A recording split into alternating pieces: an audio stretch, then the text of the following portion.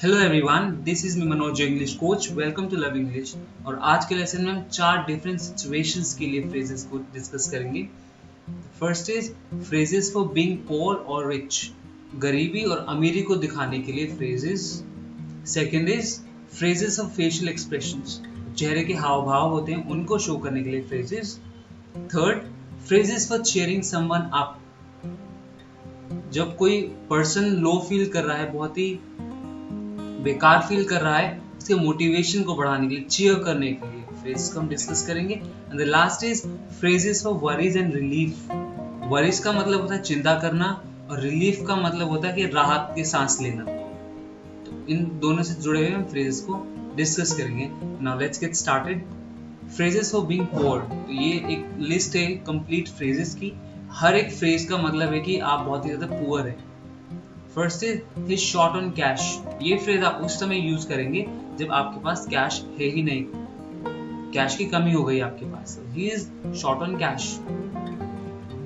He is broke. Broke का मतलब है कंगाल। अगर कोई पर्सन कंगाल है तो आप बोलेंगे ही इज ब्रोक। अगर आप कंगाल है तो आप बोलोगे I am broke, I am broke. Third, his bank account is overdrawn. His bank account is overdrawn का मतलब कि जो उसके बैंक अकाउंट है उसमें कोई भी बैलेंस नहीं है, जितना भी पैसा था सब निकाला जा चुका है। ही जस्ट स्क्रैपिंग बाय, यानी कि उसका काम बस चल रहा है। ही मेक्स मिनिमम वेज, उसका बहुत ही थोड़ा सा वेतन मिलता है। वेज का मतलब होता है थोड़ा सा, सॉरी, वेज का मतलब होता है वेतन और मिनिमम का मतलब होता है थोड़ा सा। Next, he is pinching pennies, यानी कि वो बहुत ही कम रुपए हैं उसके पास, बहुत ही गरीब है वो। तो इसके लिए भी आप he is pinching pennies phrase use करेंगे। And the last is he is scrimping and saving, यानी कि वो जैसे जैसे उसका काम भी चल रहा है और वो सेव भी कर रहा है, कुछ पैसे बचा भी रहा है। फ्रेजेस फॉर बीइंग रिच, अब यहाँ पे एक कंप्लीट लिस्ट है उन फ्रेजेस की जिनका मतलब होता है कि आप बहुत ही ज्यादा रिच हैं, अमीर हैं। शी इज वेरी वेल्थी, बहुत ही ज्यादा अमीर है। She is quite well of, इसका भी सेम मतलब है। She is loaded, she is filthy rich. ये फ्रेज आप उनके लिए यूज करेंगे, उन लोगों के लिए जो कि बहुत ही ज्यादा रिच है, बहुत ही ज्यादा अमीर है। शी इनहेरिटेड अ फॉर्चून, अगर किसी पर्सन को उनके पेरेंट्स की तरफ से बहुत सारा पैसा मिला हुआ है, यानी कि उनके दादा परदादा छोड़े गए हैं, उनके पेरेंट्स से उनको मिला हुआ है, तो आप बोलेंगे इनहेरिटेड अ फॉर्चून और शुरुआत में उस पर्सन का नाम। शी इनहेरिटेड अ फॉर्चून का मतलब कि उसको अपने पुरखों से बहुत सारा पैसा मिला हुआ है। She is making a killing, अगर कोई बहुत अच्छा पैसे कमा रहा है तब आप इस फ्रेज का यूज करेंगे, she is making a killing. She is ranking in the cash, यहाँ भी दोनों फ्रेज का मतलब सेम ही है। इस केस में भी वो बहुत ज्यादा पैसे कमा रही है या बना रही है। Last, she is rolling in dough, same है। अगर कोई बहुत ही ज्यादा अमीर है, बहुत ज्यादा पैसे कमा रहा है, तो उसके लिए भी आप लास्ट वाला फ्रेज यूज कर सकते हैं। She is rolling in dough. Phrases और फेशियल एक्सप्रेशंस, अब चेहरे के हाव भाव से रिलेटेड फ्रेजेस को हम डिस्कस करते हैं। शी वॉज बीमिंग, ये फ्रेज आपको तब यूज करना है जब कोई पर्सन मुस्कुरा रहा है और उनका जो चेहरा चमक रहा है, तब आप बोलेंगे beaming. So she was beaming, उसका चेहरा चमक रहा था। The kids were smiling from year two year, बच्चे बहुत ज्यादा मुस्कुरा रहे थे। Smiling from year two year का मतलब बहुत ही लंबी चौड़ी स्माइल, मुस्कुराहट। ही लुक पजल्ड, अगर कोई पर्सन कंफ्यूज नजर आ रहा है तो अब हम उसको बोलेंगे ही look puzzled. She grind, green का मतलब होता है कि दांत दिखाना, और इसको हम ऐसे भी कह सकते हैं, अगर कोई हल्का सा दांत दिखा के हंसता है तो इसको भी हम ग्रिन बोलते हैं। He winced when the doctor gave him an injection, अब विंस का मतलब आप कैसे समझेंगे, जब डॉक्टर ने उसको इंजेक्शन दिया तो वो विंस, उसने विंस किया। विंस का मतलब है जब हम एक्सप्रेशन देते हैं, जब कोई इंजेक्शन हम लगवाते हैं और जब वो एक्सप्रेशन आता है कि आंख हम बंद कर लेते हैं और जो भी चेहरे पे हाव भाव आता है उसका हम बोलते हैं विंस्ड। सो इस सेंटेंस का मतलब हुआ ही विंस्ड, उसने अपना मुंह बनाया जब डॉक्टर ने उसको injection the. She gave me a dirty look, जब आप कोई पर्सन आपको बहुत ही बेकार सा लुक दे रहा है तब आप इस फ्रेज का यूज करेंगे। शी ब्लश्ड, ब्लश्ड का मतलब है शर्मा के, शर्म से आपके जो गाल है वो लाल हो चुके हैं, तो उसका मतलब है शी ब्लश्ड, यानी कि वो शर्म से मुस्कुराए, वो शर्म से उसके गाल लाल हो गए। व्हाई द लॉन्ग फेस, ये फ्रेज आप उस सिचुएशन में यूज करेंगे जब कोई पर्सन बहुत ही ज्यादा सैड है, उदास है, तब आप बोलेंगे व्हाई द लॉन्ग फेस। और हम बहुत बार अपने फ्रेंड्स को भी बोलते हैं कि ऐसा चेहरा क्यों बना रखा है, उसकी जगह पे आप इस वाले फ्रेज का यूज करेंगे। Last is her expression was unreadable, जिसका हाव भाव था वो अनरीडेबल था। अनरीडेबल का मतलब आपको नहीं समझ आ रहा कि वो खुश है, दुख है, बहुत एक्साइटेड है, तो हम उस वहां पे बोलेंगे unreadable. Her expression was unreadable, यानी कि हम पढ़ा नहीं जान सकने वाला। Phrases for cheering someone up, बहुत बार ऐसे मौके आते हैं जहाँ पे हमें लोगों को मोटिवेट करना होता है, चीयर करना होता है, उनका मनोबल बढ़ाना पड़ता है, तो हम इनमें से फ्रेजेस का यूज कर सकते हैं। First is what's the matter, अगर कोई फ्रेंड मेरे को चिंता में लग रहा है, टेंशन में लग रहा है, तो मैं पूछूंगा व्हाट्स द मैटर, मामला क्या है, या फिर व्हाट्स रॉन्ग, क्या हुआ आपके साथ, क्या गलत हुआ आपके साथ, आर यू ऑलराइट, क्या आप ठीक हैं, you look a bit down, आप थोड़े से डाउन दिख रहे हैं मुझे, is there anything I can do to help, क्या ऐसा कुछ है कि मैं आपकी किसी भी तरह से मदद कर सकता हूँ। चीयर अप और चिन अप, बहुत ही शॉर्ट फ्रेज है, इसका भी हम इस फ्रेज का भी यूज हम किसी को चीयर करने के लिए करते हैं। इट्स नॉट सो बैड, अगर कोई मेरा कोई दोस्त एग्जाम में बहुत ही कम मार्क्स लेके आया है, तो मैं उसके साथ में ये फ्रेज का यूज कर सकता हूँ। इट्स नॉट सो बैड, ये इतना भी बुरा नहीं, एवरीथिंग विल बी ओके, सब कुछ अच्छा होगा। Look on the bright side, यानी कि आप इसकी पॉजिटिव साइड देखिए, जो अच्छी साइड है उस साइड देखिए आप। Last, it's not the end of the world, ये दुनिया यहाँ पे खत्म नहीं होगी, इसके आगे भी और काम आप कर सकते हैं। लास्ट फ्रेज आप उस सिचुएशन में यूज करेंगे जब जहाँ पे कोई पर्सन असफल हुआ है, फेल हुआ है किसी चीज में, तो उसको चीयर करने के लिए आप बोलेंगे it's not the end of the world, यहाँ पे दुनिया खत्म नहीं होती है। फ्रेजेस फॉर वरीज, यानी कि चिंता के लिए phrases.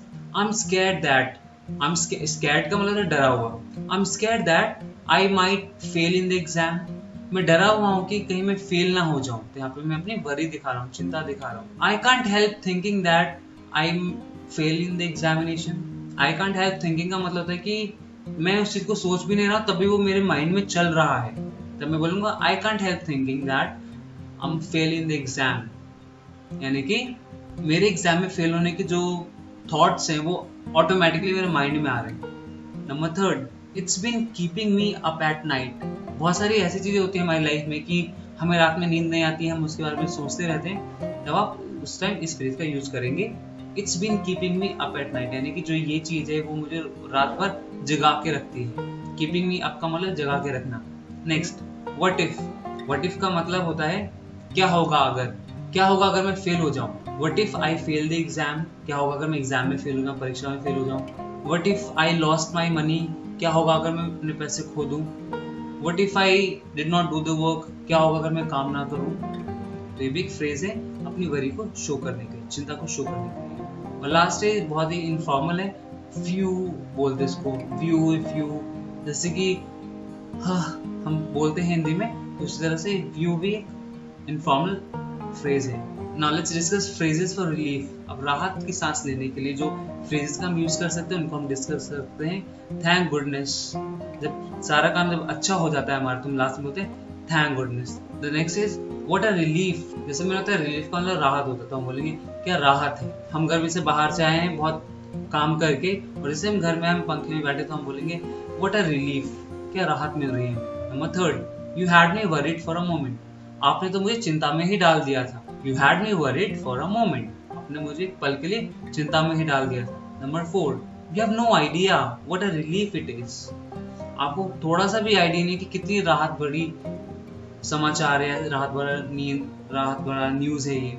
Last, that's a huge load of my mind, इस फ्रेज का यूज आप तब करेंगे जब कोई बहुत बड़ा काम पेंडिंग पड़ा हो और वो काम आपका हो जाता है, तब आप बोलेंगे that's a huge load of my mind, यानी कि जो मेरा माइंड से जो इतना ह्यूज का मतलब बहुत बड़ा, लोड का मतलब है बोझ, that's a huge load of my mind, मेरे माइंड से बहुत बड़ा बोझ उतर गया है। सो ये थे हमारे पास डिफरेंट 4 सिचुएशंस के phrases, try to use in your daily conversation, and this is the lesson for today guys. Thank you so much for watching, see you in the next video. आज का लेसन अगर आपने enjoy किया तो इस video को like करें, share करें नॉलेज अपने फ्रेंड्स के साथ, कमेंट सेक्शन में आप मुझे अपने फीडबैक दीजिए ऐसे ही और इंटरेस्टिंग लेसन्स के लिए इस चैनल को सब्सक्राइब करें। Until next time, keep practising English. Hello everyone, this is me Manoj, your English coach. Welcome to love English. और आज के लेसन में हम ढेर सारे फ्रेजेस को डिस्कस करेंगे। पहला फ्रेज हम डिस्कस करेंगे वो है फ्रेजेस फॉर डिसअपॉइंटमेंट। डिसअपॉइंटमेंट का मतलब है निराशा। तो निराशा जताने के लिए फ्रेजेस को हम डिटेल में डिस्कस करेंगे। सेकंड है veg to say you don't believe someone. हम उन फ्रेजेस को डिस्कस करेंगे जिन फ्रेजेस की हेल्प से आप सामने वाले को बोलेंगे कि मैं आप पे बिल्कुल भी विश्वास नहीं कर रहा हूँ। Third phrase expressions for bad people. बुरे लोगों के लिए एक्सप्रेशंस फ्रेज को हम डिस्कस करेंगे कि बुरे लोगों के लिए हम कितने अलग अलग तरीके से फ्रेज को डिस्कस कर सकते हैं। And the last is words for describing speaking. Speaking को डिस्क्राइब करने के लिए, जो बातचीत जो हम लोग करते हैं उसको डिस्क्राइब करने के लिए बहुत सारे वर्ड्स को हम डिस्कस करेंगे। Now let's get started. Phrases for disappointment. Disappointment का मतलब जैसे मैंने पहले बताया निराशा होता है, अफसोस जताना होता है। तो जहाँ भी आपको अफसोस जताने हैं आप इनमें से किसी भी फ्रेज का यूज कर सकते हैं। First is what a pity. What a pity simple सा है कि अफसोस की बात है। व्हाट अ शेम, शर्मनाक बात है। हाउ डिसअपॉइंटिंग, ना अफसोस करने वाली बात है। दैट्स टू बैड, ये बहुत ही बेकार है। बमर, बमर एक इनफॉर्मल वर्ड कह सकते हैं हम। तो जब भी कोई चीज बहुत बुरी हुई है तो आप सिंपल बोल सकते हैं बमर। ये इनफॉर्मल लैंग्वेज में हम ज्यादा यूज करते हैं, फ्रेंड्स फैमिली मेंबर्स के साथ ज्यादा कॉन्वर्सेशन में हम ये बमर का यूज करते हैं। It was real let down. जब किसी ने आपकी एक्सपेक्टेशंस को, आपकी जो आशा है उसको बहुत ही ज्यादा नीचे कर दिया है तो आप बोलेंगे it was a real let down. Let down. Last is it didn't live up to my expectations. ये मेरे भरोसे पर ये खरा नहीं उतर पाया। It didn't live up to my expectations. Expectations का मतलब होता है जो आप कोई किसी पे भरोसा कर रहे हैं, किसी पे आशा कर रहे हैं। आपने आशा कुछ और की थी पर हुआ कुछ और, जो उसे भी बहुत नीचे लेवल पे आया, तो आप बोलेंगे it didn't live up to my expectations. ये मेरे भरोसे पे खरा नहीं उतर पाया। Ways to say you don't believe someone. अब यहाँ पे एक लिस्ट है पूरे फ्रेजेस की, तो यहाँ पे आप सामने वाले को बोले कि मैं यहाँ पे बिल्कुल विश्वास नहीं कर रहा हूँ। First is you are kidding, यानी कि आप मजाक कर रहे हैं। किसी ने आपको कुछ बोला है और आपको उनसे बोलना है कि आप सच्ची मजाक कर रहे हैं, तो आप बोलेंगे यू आर किडिंग, आप मजाक कर रहे हैं। दूसरा है you are pulling my leg. Pulling my leg का मतलब टांग खींचना। बहुत बार ऐसा होता है कि फ्रेंड्स फैमिली मेंबर्स हमारी टांग खींचते हैं, तब आप वहां पे बोलेंगे you are pulling my leg, आप मेरी टांग खींच रहे हैं। Next, that's a bit of an exaggeration. Exaggeration का मतलब होता है किसी बात को बढ़ा चढ़ा के पेश करना। तो अगर कोई किसी भी चीज को बढ़ा चढ़ा के पेश कर रहा है और आपको पता है कि वो ऐसा चीज कर रहा है, तो आप बोलेंगे that's a bit of an exaggeration, आप बढ़ा चढ़ा के बात कर रहे हैं। He is stretching the truth. Stretching का मतलब होता है किसी चीज को खींच के लंबा करना। He is stretching the truth का मतलब है कि वो सच्चाई को खींच रहा है, सच्चाई को सीधा बता नहीं रहा है, वो इधर से उधर घुमा के बातें कर रहा है। Next is he is not telling the whole truth. वो पूरी सच्चाई नहीं बोल रहा है। होल ट्रूथ का मतलब पूरी सच्चाई, और टेल का मतलब होता है बताना, तो वो पूरी सच्चाई नहीं बता रहा है। Next is his story is fishy. अगर कोई आपसे कोई कहानी सुनाता है या फिर किसी भी इंसिडेंट के बारे में बताता है और आपको कुछ गड़बड़ लगती है उसकी स्टोरी में, तो आप बोलेंगे his story is fishy. Fishy का मतलब होता है गड़बड़। दैट्स एन आउटराइट लाई। किसी ने आपसे कुछ बोला है और आपको सिंपल वर्ड्स में पता है कि उसने झूठ बोला है आपसे, तो आप बोलेंगे दैट्स एन आउटराइट लाई, यानी कि सफेद झूठ बोल रहा है। And the last is that's a pack of lies. अगर कोई झूठ पे झूठ बोल रहा है तो आप इस फ्रेज का यूज करेंगे that's a pack of lies. Now let's discuss expressions of bad people. Bad people के लिए हमारे पास बहुत सारे एक्सप्रेशंस हैं। He is a creep. जब कोई चापलूसी एक कोई पर्सन करता है तो हम उसे बोलते हैं क्रीप। जो कोई आपको बहुत ज्यादा आपकी तारीफ कर रहा है या फिर आपको मक्खन लगाता है किसी बातों में, तो आप बोलेंगे he is a creep. Next is he is a pervert. Pervert का मतलब होता है बदतमीज। He is a pervert. Next is he is a psycho. जब कोई भी व्यक्ति मानसिक रूप से सही नहीं होता है हम उसको बोलते हैं psycho. So he is a psycho. और जो लास्ट फ्रेज है हमारा शी इज अ साइको, ये दोनों सेम है। Next is he is a scum bag. Scum bag का मतलब आप उस पर्सन के लिए करेंगे जो बहुत ज्यादा मूर्ख है, स्टूपिड है, उसके लिए हम स्कम बैग का यूज करते हैं। Next is he is a jerk. Jerk scum bag की तरह है। जब कोई पर्सन बहुत ज्यादा स्टूपिड है, मूर्ख है तो आप वहाँ पे हैज अ जर्ड का यूज करेंगे। The next is he is a bastard. Bastard का मतलब है बदमाश। जब कोई पर्सन बहुत ज्यादा बदमाश है तो आप बोलेंगे he is a bastard. And she is a psycho, जैसे मैंने पहले भी बताया।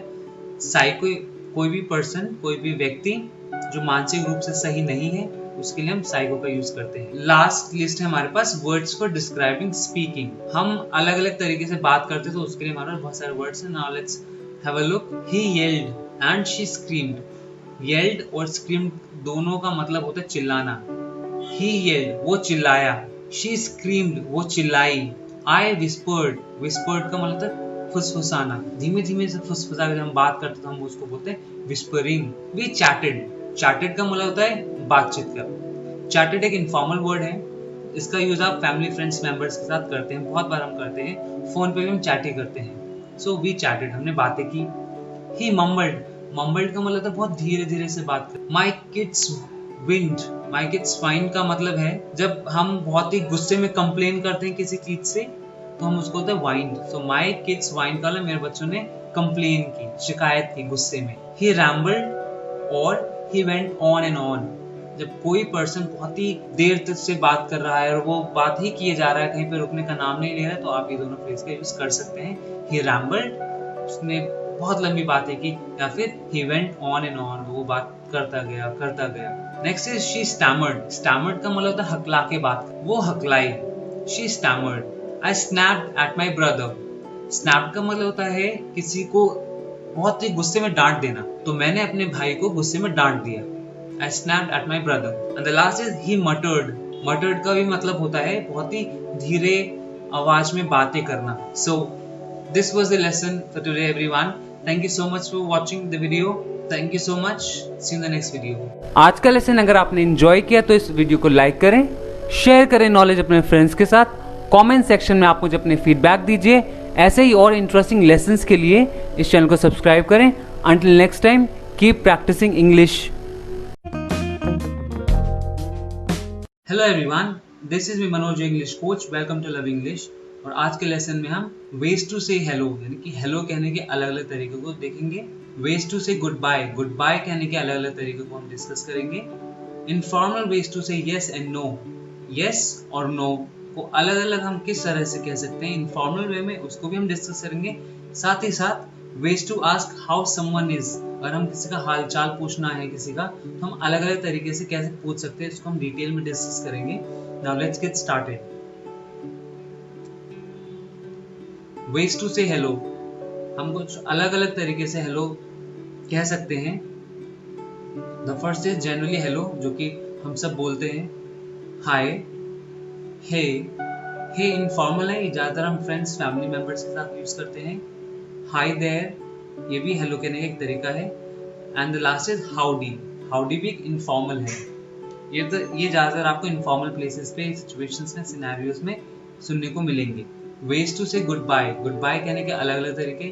Bye, bye bye, see you later, ये इनफॉर्मल है। Take care, have a good one. Informal ways to say yes and no, yes और नो कहने के अलग अलग तरीके। या, यप, श्योर, ये 5 तरीके थे यस कहने के। या, यप, श्योर। नो, ना, गर्दन हिला के कर रहे हो आप, तो यहाँ पे नो कह रहे हो आप। नो वे, तो ये 5 तरीके हैं नो कहने के। और ये सारे जो वेज हैं यहाँ पे ज्यादातर आपको इनफॉर्मल नजर आ रहे होंगे। यहाँ पे श्योर फॉर्मल है कि यहाँ पे, बाकी आप ये सारे इनफॉर्मल यानी कि फ्रेंड्स फैमिली मेंबर से कॉन्वर्सेशन में ही आपको सिर्फ यूज करने हैं। Ways to ask how someone is, अब हम किसी का अगर हालचाल पूछना है कि वो पर्सन कैसा है, तो हम इनमें से इन सारे क्वेश्चंस में से कोई सा भी क्वेश्चन पूछ सकते हैं। The first is how are you, ये बहुत ज्यादा कॉमन है, हम शुरुआत से ही हाउ आर यू पढ़ते हुए आ रहे हैं, सुनते हुए आ रहे हैं कि आप कैसे हैं। इसके अलावा आप हाउ इज इट गोइंग, कैसा चल रहा है। हाउ यू डूइंग, सेम, यहाँ पे भी हाउ यू डूइंग का मतलब भी सेम है कि क्या चल रहा है। How are things, how's life, how have you been, how is your family, आपका फैमिली कैसा है, परिवार कैसा है। व्हाट्स अप, ये इनफॉर्मल है। व्हाट्स न्यू, क्या कुछ नया है। What have you been up to lately, अब रिसेंटली क्या चल रहा है या फिर क्या कर रहे हो आप। And the last is ways to say how you are.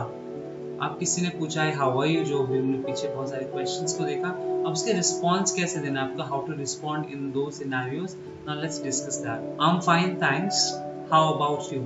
I am fine हम शुरुआत से ही सुनते हुए आ रहे हैं, बोलते हुए भी आ रहे हैं, इसके साथ आपको थैंक्स भी बोलना है और हाउ अबाउट यू भी बोलना है, ताकि आप सामने वाले से पूछो कि अब आप बताइए। I am fine thanks, how about you. मैं ठीक हूँ, धन्यवाद, अब आप अपने बारे में बताइए। प्रीटी गुड, अगर अच्छे हो तो आप प्रीटी गुड बोलेंगे। नॉट बैड, ज्यादा बेकार भी नहीं तो नॉट बैड बोलेंगे।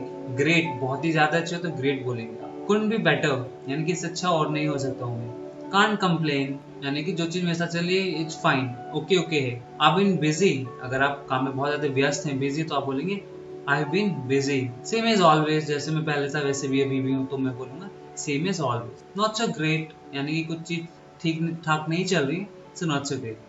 So these were the 4 different situations for which we learned the phrases. Try to use in your daily conversation if you really want to improve your spoken part. Thank you so much for watching video everyone. See you in the next lesson. आज का lesson अगर आपने enjoy किया तो इस video को like करें, share करें नॉलेज अपने फ्रेंड्स के साथ, कमेंट सेक्शन में आप मुझे अपने फीडबैक दीजिए। ऐसे ही और इंटरेस्टिंग लेसन्स के लिए इस चैनल को सब्सक्राइब करें। Until next time, keep practising English. Hello everyone, this is me Manoj, your English coach. Welcome to Love English. और आज के लेसन में हम 2 तरह के फ्रेजेस को डिस्कस करेंगे। Phrases for compliments and talking about future. जब हमें किसी की तारीफ करनी है तो हम किस तरह से उनकी तारीफ कर सकते हैं, यानी कि कॉम्प्लीमेंट दे सकते हैं, हम उन फ्रेजेस को डिस्कस करेंगे। And the second is talking about future. Future में कोई भी चीज, कुछ भी चीज करने के लिए हमारे पास बहुत सारे फ्रेजेस हैं, उनको भी डिटेल में डिस्कस करते हैं। Now let's get started. Phrases for compliments. तो पहले हम कॉम्प्लीमेंट्स वाले फ्रेजेस को डिस्कस कर लेते हैं। कॉम्प्लीमेंट्स का मतलब होता है किसी की तारीफ करना। The first is you look nice and you look amazing. जब किसी का अपीयरेंस, जब कोई बहुत अच्छा दिख रहा है पहनावे में, या ऊपरी अपीयरेंस उनका बहुत ही अच्छा दिख रहा है, तो आप बोलेंगे यू लुक नाइस और यू लुक अमेजिंग। आप बहुत ही अच्छे लग रहे हैं या दिख रहे हैं। What a beautiful necklace or dress etc. अगर आपने किसी व्यक्ति में कोई चीज नोटिस की है जो कि बहुत खूबसूरत लग रहा है, तब आप ये वाला फ्रेज यूज करेंगे, What a beautiful necklace, what a beautiful dress। हो सकता है शूज अच्छे लगे तो आप बोलेंगे What a beautiful shoe। Number 3, I like your shirt, shoes, haircut etc. बहुत बार ऐसा होता है कि हमें किसी पर्सन में कुछ चीज बहुत अच्छी लगती है, तब हम ये वाले फ्रेज का यूज कर सकते हैं। I like your shirt, मुझे आपकी शर्ट अच्छी लगी। I like your shoes, मुझे आपके जूते अच्छे लगे। I like your haircut, मुझे आपका हेयर कट अच्छा लगा। Next, the samosa is delicious। जो समोसा है वो बहुत ज्यादा स्वादिष्ट है। You are a fantastic cook, आप बहुत ही अच्छा खाना बनाते हैं। अगर कोई बहुत अच्छा खाना बनाता है तो आपको ये वाला फ्रेज यूज करना है, You are a fantastic cook, आप बहुत ही अच्छा कुक हैं। कुक का मतलब था रसोइया। My compliments to the chef, ये भी सेम फ्रेज है ऊपर वाले की तरह, You are a fantastic cook, या फिर माई कॉम्प्लीमेंट्स टू द शेफ, यानी कि किसने बहुत अच्छा खाना बनाया है, तब आप ये दोनों फ्रेजेस का यूज कर सकते हैं। Next is what a nice apartment. आप किसी का अपार्टमेंट देखने गए या घर देखने गए और आपको बहुत अच्छा लगा, तब आपको ये वाला फ्रेज का यूज करना है, व्हाट अ नाइस अपार्टमेंट। अगर किसी का घर बहुत अच्छा है, खूबसूरत, तो आप बोलेंगे I have a beautiful home, you have a beautiful home. अगर मेरा घर अच्छा है, बहुत खूबसूरत, तो मैं बोलूंगा आई have a beautiful home. Next is he is or she is so cute। so cute यानी कि बहुत ही अच्छा। ये कॉम्प्लीमेंट आपको स्पेशली बच्चों को देना है। अगर कोई बच्चा बहुत ही ज्यादा अच्छा लग रहा है आपको, तो आप बोलेंगे he is so cute or she is so cute। Last, your kids are a lot of fun। आपके बच्चे बहुत ही ज्यादा मजेदार हैं, तब आप इस वाले फ्रेज का यूज करेंगे, your kids are a lot of fun। now let's look at the phrases for talking about the future। वो फ्रेजेस जो कि फ्यूचर इवेंट्स को शो करते हैं, हम अब उनको डिस्कस करते हैं। First, it will happen any day now. इस फ्रेज का यूज आपको उस टाइम करना है जब आप सामने वाले पर्सन को बता रहे हैं, सामने वाले व्यक्ति को बता रहे हैं कि ये चीज कभी भी हो सकती है, तब हम बोलेंगे it will happen any day now, ये चीज कभी भी हो सकती है। Next, it's right around the corner. ये वाला फ्रेज आपको तब यूज करना है जब कोई चीज बहुत ही नजदीक आ रही है। फॉर एग्जाम्पल, मेरे एग्जाम्स बहुत नजदीक आ रहे हैं, तो मैं बोलूंगा my exams are right around the corner. या फिर जैसे दिवाली बहुत पास आ रही है तो मैं बोलूंगा Diwali is right around the corner, यानी कि दिवाली बहुत ही जल्द आने वाली है। या फिर मेरे एग्जाम्स बहुत जल्दी आने वाले हैं, हो सकता है मेरे एग्जाम्स नेक्स्ट वीक हैं, अगले हफ्ते हैं, तभी मैं इस फ्रेज का यूज करूंगा। Next is in the near future, यानी कि आने वाले समय में। तो मैं ये बोल सकता हूँ in the near future we will be wearing mask, आने वाले समय में हम मास्क पहन रहे होंगे, यानी कि जो अभी चीज चल रही है वैसे ही हो रही होगी, या फिर कुछ चेंज हो सकता है। In the near future shopping malls will open, आने वाले समय में शॉपिंग मॉल खुल सकते हैं। In the near future school में ओपन, स्कूल खुल सकते हैं। Next, it will or won't happen in our life time. इस फ्रेज का यूज आपको उस समय करना है जब आपको लगता है कि जो चीज जिस चीज पे आप बात कर रहे हैं वो आगे आने वाले 40-50 साल में नहीं होने वाले हैं, तो आप इस चीज का यूज करेंगे। It will happen in our life time, या फिर it won't happen in our life time. For example, अभी मास्क न्यू नॉर्मल है, यानी कि मास्क अभी सभी लोग पहन रहे हैं इस कंडीशन में, तो मैं ये बोलूंगा it will happen in our life time, या फिर wearing mask will happen in our life time. जो मास्क अभी चलेंगे, आने वाले समय में मास्क मैंडेटरी कंपल्सरी है, तो ये तो चलने ही वाले हैं। या फिर कुछ ऐसी चीज जो आपको लगता है कि आप नहीं होने वाली है, 30 या 40 साल में नहीं होने वाला है, तो आप बोलेंगे it won't happen in our life time. Next, it's a sign or taste of things to come. ये फ्रेज आपको तब यूज करना है जब आपको लगे कि भविष्य में ये वाली चीज हो सकती है। It indicates how things will be in the near future. तो अभी हम सारे लोग मास्क पहन के बाहर निकल रहे हैं, बहुत सारे प्रिकॉशंस ले रहे हैं, सैनिटाइजर का यूज कर रहे हैं, तो मैं ये कह सकता हूँ, 100% कह सकता हूँ कि it's a sign of things to come. Wearing mask is a sign of things to come, और maybe using sanitizer every day is a sign of things to come. Now let's discuss some more phrases for talking about the future. I'm counting down the days until. इस phrase का use आप उस time करेंगे जब आपको कोई चीज होने पे आप उस चीज का वेट नहीं कर सकते हैं। फॉर एग्जाम्पल, मैंने अपने सारे एग्जाम्स दे दिए हैं और बस मैं अपने रिजल्ट का वेट कर रहा हूँ, और मैं जब मेरा रिजल्ट आ जाएगा तो मैं ग्रेजुएट हो जाऊंगा, तो मैं बोलूंगा कि भाई मैं ग्रेजुएट होने का वेट कर ही नहीं सकता हूँ, सब्र कर ही नहीं सकता हूँ, तो मैं इस वाले फ्रेज का यूज करूंगा, I am counting down the days until I am graduate, यानी कि मैं उल्टी गिनती गिन रहा हूँ मेरे ग्रेजुएशन की, मैं जल्दी से ग्रेजुएट हो जाऊँ, यानी कि यहाँ पे मैं बहुत ज्यादा एक्साइटेड हूँ, मैं किस फ्यूचर इवेंट के लिए बहुत ज्यादा एक्साइटेड हूँ मैं। या हो सकता है कि मैंने अपना कोई नया बिजनेस मैं शुरू करने वाला हूँ एक हफ्ते बाद, तो मैं बोलूंगा I am counting down the days until I open my own business, until I open my own shop, यानी कि मैं बिजनेस खुलने का बहुत बेसब्री से इंतजार कर रहा हूँ, तब हमें इस फ्रेज का यूज करना है। Next, sooner or later, it's bound to happen eventually। वो सब चीजें जो आपको लगता है आज या कल में होनी है, तो आप sooner or later का यूज करेंगे। हो सकता है वो अगले हफ्ते हो जाए या फिर अगले महीने हो जाए। फॉर एग्जाम्पल, मैंने डिसाइड किया है कि मैं अपना एक खुद का बिजनेस खोलूंगा, तो मैं बोलूंगा sooner or later I will have my own business. आज नहीं तो कल मेरा एक खुद का बिजनेस मैं करूंगा ही करूंगा। Sooner or later I will have my PhD degree. आज नहीं तो कल मैं पीएचडी डिग्री लेके ही रहूंगा। और इसके साथ एक और है, it's bound to happen eventually, यानी कि ये सब जो चीजें ये होने ही वाली है। Next, I will get around two it. I will get around two it का मतलब है I'll do it sometime in the future, but I don't know exactly when. I'll get around to it आप उस समय use करेंगे जब कोई चीज है आप और जो आपको करनी है, पर ये आपको श्योरिटी नहीं है कि आप एग्जैक्टली कब करेंगे, तो वो बोलेंगे I'll get around to it. For example, मेरे एग्जाम्स आ रहे हैं और अभी मैंने पढ़ा नहीं है, और मुझे किसी ने बोला है कि आपको पढ़ना चाहिए, तो मैं बोलूँगा I'll get around to it, यानी कि हाँ मैं कर लूंगा, पर एग्जैक्टली कब करूंगा मुझे नहीं पता है। Next, I'll do it right away और I'll get right on it। ये टोटली उल्टा है ऊपर वाले फ्रेज से। इसमें क्या है कि जो भी काम आप कर रहे हैं उसको आप अभी तुरंत करने वाले हैं।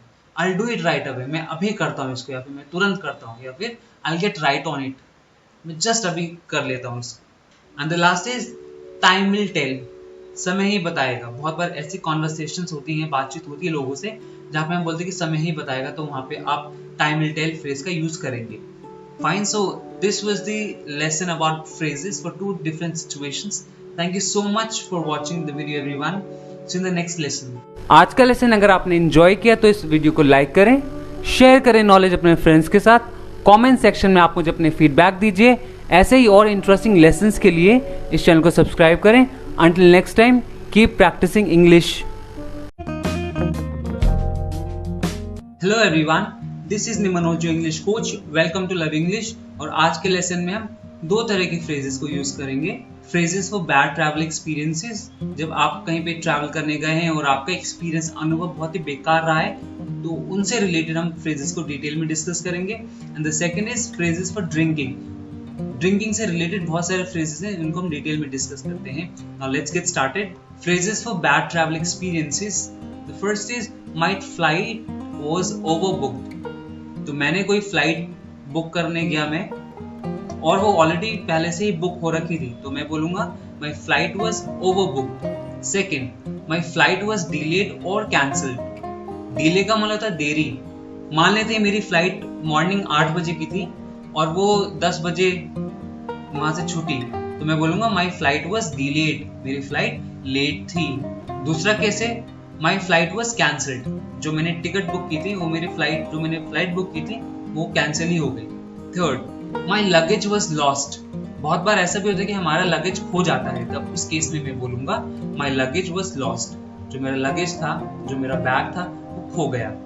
Next, I was jet lagged. Jet lagged एक फ्रेज है, ये उस सिनेरियो में हम यूज करते हैं जब हमें फ्लाइट ट्रैवल से बहुत थकान हो जाती है, तब हम बोलेंगे जेट लैग्ड।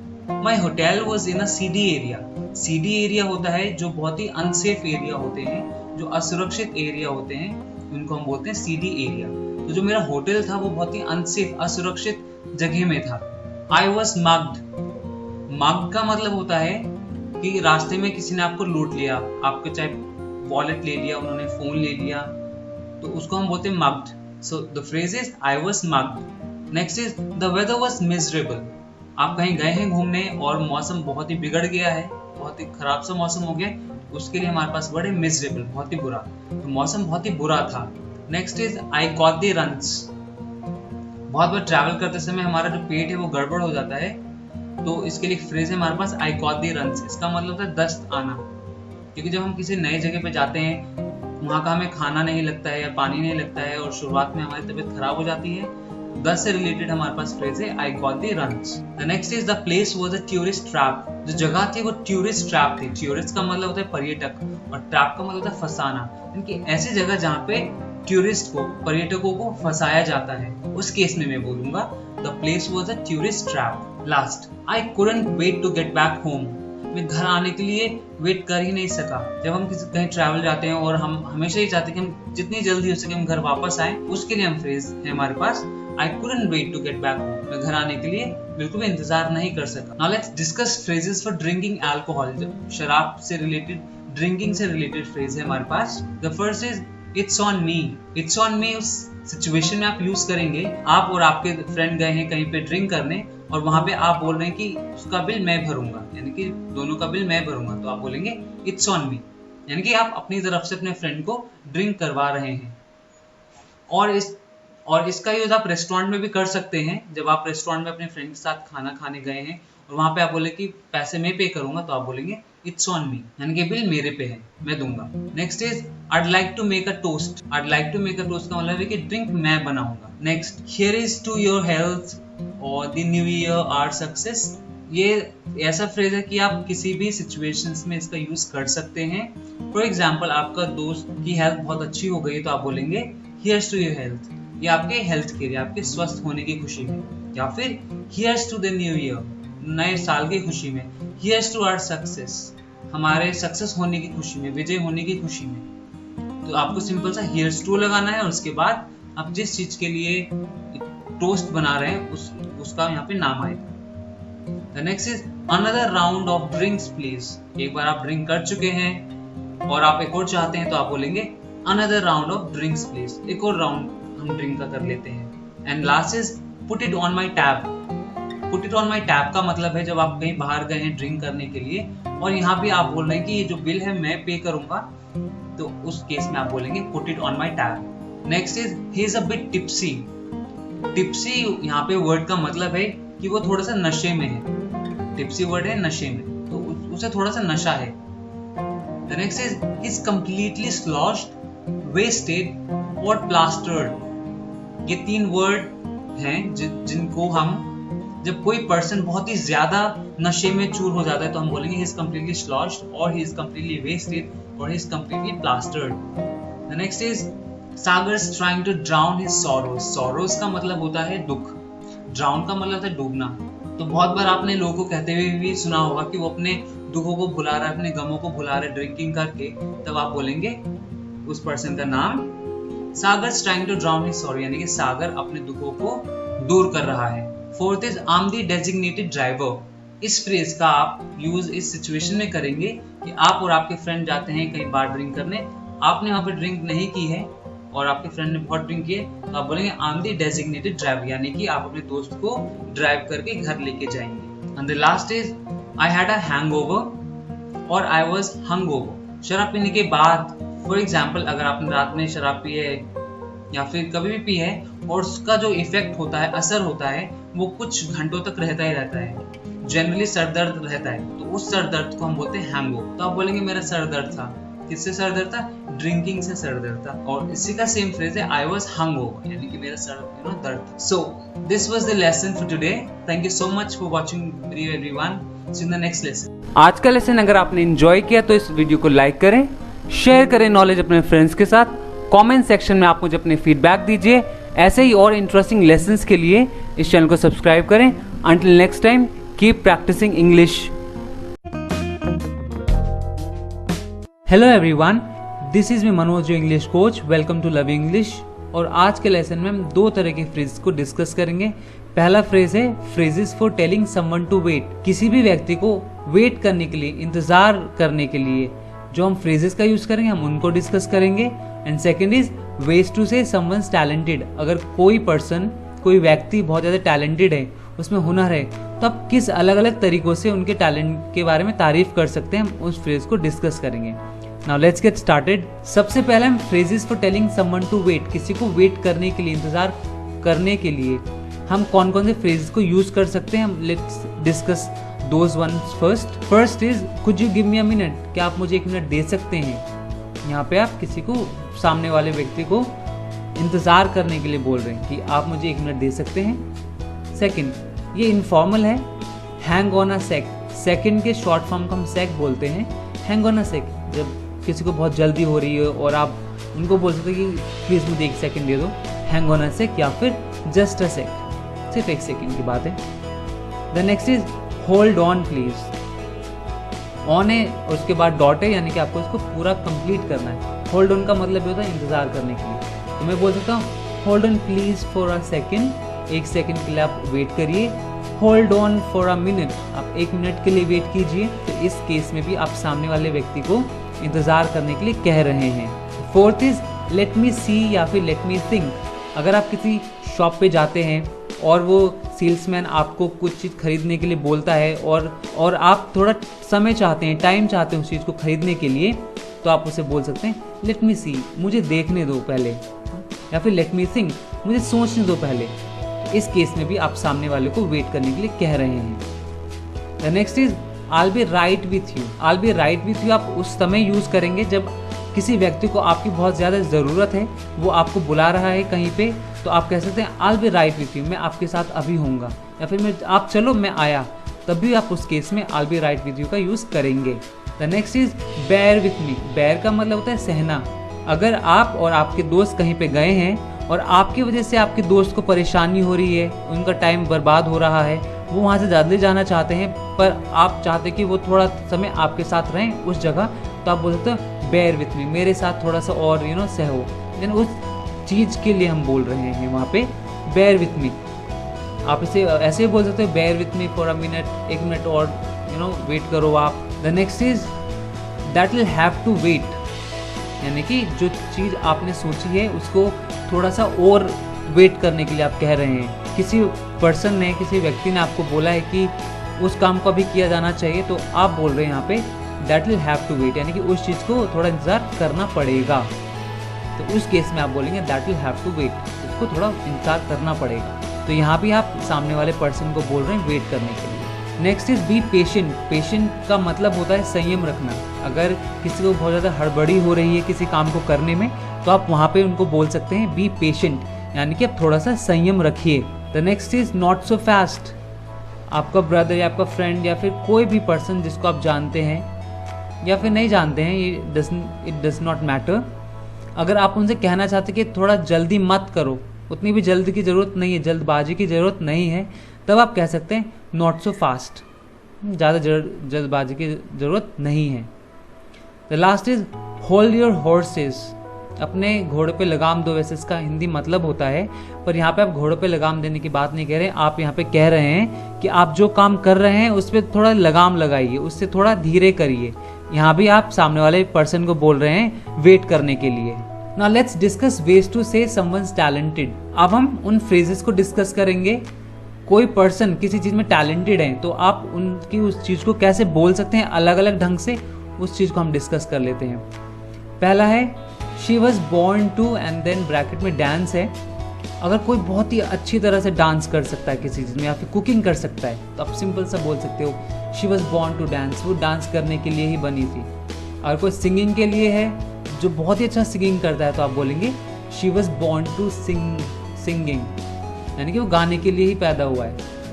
अगर किसी को बहुत अच्छी कुकिंग आती तो मैं बोलूँगा she was born to cooking, और she was born to cook, वो खाने के लिए ही पैदा हुई थी।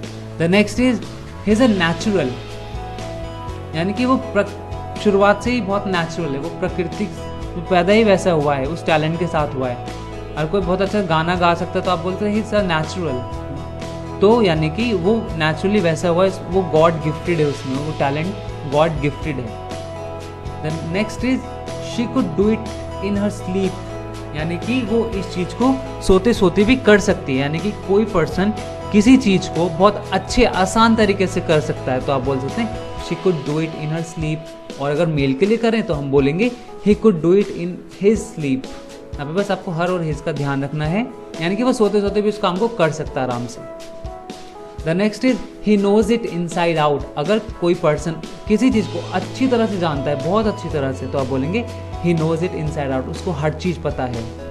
ही नोज इट इनसाइड आउट, यानी कि उसको अंदर बाहर का सब कुछ पता है। Next, she knows New Delhi like the back of her hand. यहाँ पे इसका मतलब है कि उसको, यानी कि कोई लड़की है, उसको नई दिल्ली बहुत अच्छी तरह से पता है। तो यहाँ पे जहाँ पे ब्रैकेट है, आप उसको उस वर्ड को चेंज करके आप कोई से भी वर्ड ऐड कर सकते हैं। वो वर्ड आपको ऐड करना है जिसमें उनका टैलेंट है। इसका मतलब हो गया she knows New Delhi like the back of her hand, का मतलब है वो नई दिल्ली को अच्छी तरह से जानती है। यहाँ पे मैं कुकिंग भी लगा सकता हूँ, she knows cooking like the back of her hand, यानी कि कुकिंग को भी अच्छी तरह से जानती है वो। The next is she is a walking encyclopedia of history. बहुत सारे ऐसे दोस्त होंगे आपके जिनको मैथमेटिक्स के बारे में या फिर हिस्ट्री के बारे में या फिर किसी भी चीज़ के बारे में बहुत अच्छी नॉलेज होगी, तो आप उनको बोल सकते हैं वो चलता फिरता क्या है, इंसाइक्लोपीडिया है। तो यहाँ पे इसका मतलब है she is a walking encyclopedia of history, यानी कि वो चलती फिरती इतिहास की इंसाइक्लोपीडिया है। The next is his in a class of his own, यानी कि उसको उस चीज़ के बारे में बहुत अच्छी तरह से पता है। His in a class of his own. The next is he is the best in the business, वो बिजनेस में बहुत ज़्यादा बेस्ट है। She is very gifted. हम बहुत सारे लोग को ये देख के भी बोलते हैं कि उसकी पैदाइश गिफ्टेड हुई है, यानी कि भगवान ने उसको वैसे ही बना के भेजा हुआ है शुरुआत से ही, तब आप बोलेंगे she is very gifted. And the last is he is a chemistry whiz. Whiz का मतलब होता है, ये विजर्ड एक वर्ड है जिसका मतलब होता है जादूगर। वो केमिस्ट्री में जादूगर है, उसको केमिस्ट्री बहुत अच्छी तरह से आती है। तो सिचुएशन से रिलेटेड फ्रेजेस जो हमने डिस्कस किया, इनको आप अपनी लैंग्वेज में यूज करने की कोशिश करें। जितने ज़्यादा आप यूज करेंगे उतनी ज़्यादा आपकी अच्छी स्पोकन इंग्लिश होगी। Thank you so much everyone for watching the video. आज का लेसन अगर आपने एंजॉय किया तो इस वीडियो को लाइक करें, शेयर करें नॉलेज अपने फ्रेंड्स के साथ। कमेंट सेक्शन में आप मुझे अपने फीडबैक दीजिए। ऐसे ही और इंटरेस्टिंग लेसन्स के लिए इस चैनल को सब्सक्राइब करें। Until next time, keep practising English. Hello everyone, this is me Manoj, your English coach. Welcome to love English. और आज के लेसन में हम दो तरह के फ्रेज को डिस्कस करेंगे। पहला फ्रेज है phrases for telling someone to wait. किसी भी व्यक्ति को वेट करने के लिए, इंतजार करने के लिए जो हम फ्रेजेस का यूज करेंगे, हम उनको डिस्कस करेंगे। And second is ways to say someone's talented. अगर कोई पर्सन, कोई व्यक्ति बहुत ज्यादा टैलेंटेड है, उसमें हुनर है, तो आप किस अलग अलग तरीकों से उनके टैलेंट के बारे में तारीफ कर सकते हैं, हम उस फ्रेज को डिस्कस करेंगे। Now let's get started. सबसे पहले हम phrases for telling someone to wait, किसी को वेट करने के लिए, इंतजार करने के लिए हम कौन कौन से फ्रेजेस को यूज कर सकते हैं। Let's discuss those ones first. First is could you give me a minute, क्या आप मुझे एक मिनट दे सकते हैं। यहाँ पे आप किसी को, सामने वाले व्यक्ति को इंतजार करने के लिए बोल रहे हैं कि आप मुझे एक मिनट दे सकते हैं। सेकंड, ये इनफॉर्मल है, hang on a sec. Second के शॉर्ट फॉर्म को हम सेक बोलते हैं। हैंग ऑन अ सेक, जब किसी को बहुत जल्दी हो रही है और आप उनको बोल सकते हैं कि प्लीज़ मुझे एक सेकंड दे दो, हैंग ऑन अ सेक, या फिर जस्ट अ सेक, सिर्फ एक सेकंड की बात है। The next is hold on please. On है और उसके बाद डॉट है, यानी कि आपको इसको पूरा कंप्लीट करना है। होल्ड ऑन का मतलब ये होता है इंतजार करने के लिए। तो मैं बोल सकता हूँ hold on please for a second, एक सेकंड के लिए आप वेट करिए। Hold on for a minute, आप एक मिनट के लिए वेट कीजिए। तो इस केस में भी आप सामने वाले व्यक्ति को इंतजार करने के लिए कह रहे हैं। फोर्थ इज लेट मी सी या फिर लेट मी थिंक। अगर आप किसी शॉप पे जाते हैं और वो सेल्समैन आपको कुछ चीज़ खरीदने के लिए बोलता है और आप थोड़ा समय चाहते हैं, टाइम चाहते हैं उस चीज़ को खरीदने के लिए, तो आप उसे बोल सकते हैं लेट मी सी, मुझे देखने दो पहले, या फिर लेट मी थिंक, मुझे सोचने दो पहले। इस केस में भी आप सामने वाले को वेट करने के लिए कह रहे हैं। The next is I'll be right with you। I'll be right with you आप उस समय यूज़ करेंगे जब किसी व्यक्ति को आपकी बहुत ज़्यादा ज़रूरत है, वो आपको बुला रहा है कहीं पे, तो आप कह सकते हैं I'll be right with you, मैं आपके साथ अभी होऊंगा, या फिर आप चलो मैं आया, तब भी आप उस केस में I'll be right with you का यूज़ करेंगे। The next is bear with me। bear का मतलब होता है सहना। अगर आप और आपके दोस्त कहीं पे गए हैं और आपकी वजह से आपके दोस्त को परेशानी हो रही है, उनका टाइम बर्बाद हो रहा है, वो वहाँ से जल्दी जाना चाहते हैं, पर आप चाहते कि वो थोड़ा समय आपके साथ रहें उस जगह, तो आप बोल सकते हो बेयर विथ मी, मेरे साथ थोड़ा सा और सहो। यानी उस चीज़ के लिए हम बोल रहे हैं वहाँ पे बेयर विथ मी।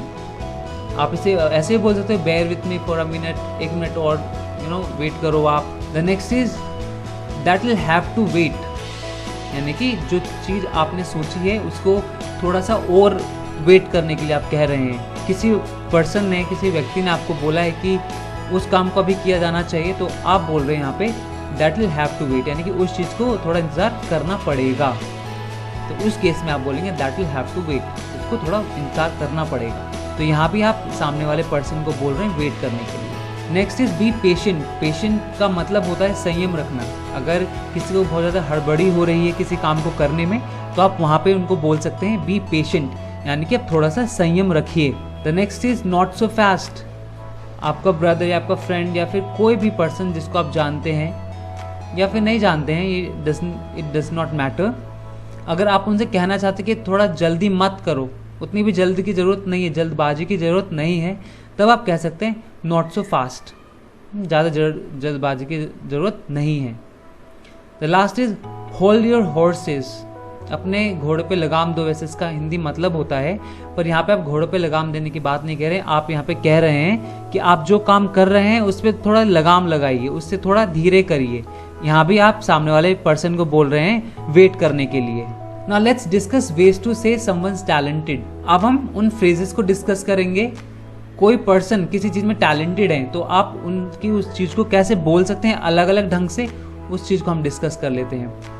पहला है she was born to, and then bracket में डांस है।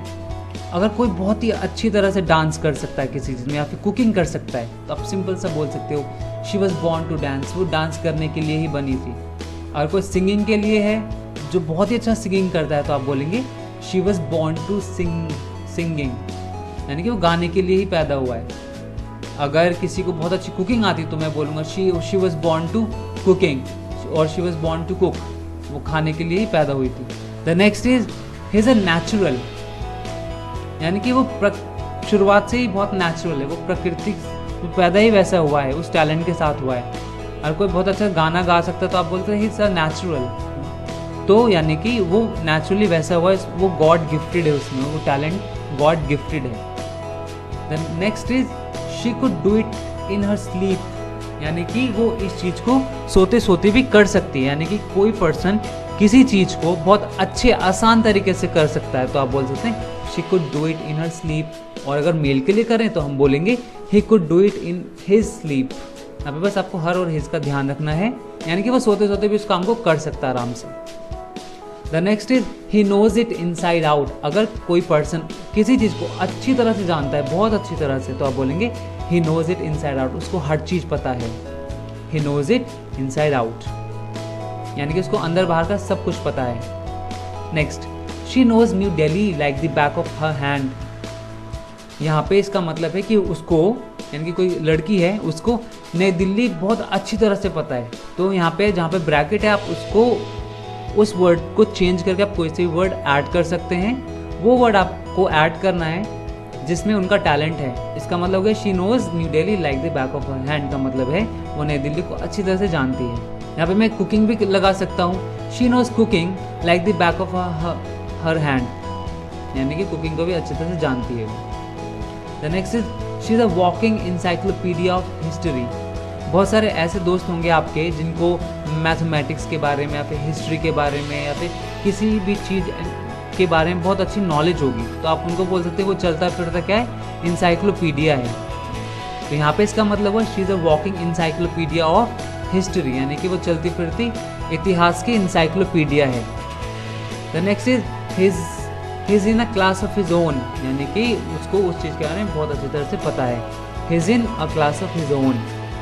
The next is he is the best in the business, वो बिजनेस से बहुत ज़्यादा बेस्ट है। शी इज़ वेरी गिफ्टेड, हम बहुत सारे लोग को ये देख के भी बोलते हैं कि उसकी पैदाइश गिफ्टेड हुई है, यानी कि भगवान ने उसको वैसे ही बना के भेजा हुआ है शुरुआत से ही, तब आप बोलेंगे she is very gifted. And the last is he is a chemistry whiz. Whiz का मतलब होता है, ये विजर्ड एक वर्ड है जिसका मतलब होता है जादूगर। वो केमिस्ट्री में जादूगर है, उसको केमिस्ट्री बहुत अच्छी तरह से आती है। तो सिचुएशन से रिलेटेड फ्रेजेस जो हमने डिस्कस किया, इनको आप अपनी लैंग्वेज में यूज करने की कोशिश करें। जितने ज़्यादा आप यूज करेंगे उतनी ज़्यादा आपकी अच्छी स्पोकन इंग्लिश होगी। Thank you so much everyone for watching the video. आज का लेसन अगर आपने एंजॉय किया तो इस वीडियो को लाइक करें, शेयर करें नॉलेज अपने फ्रेंड्स के साथ।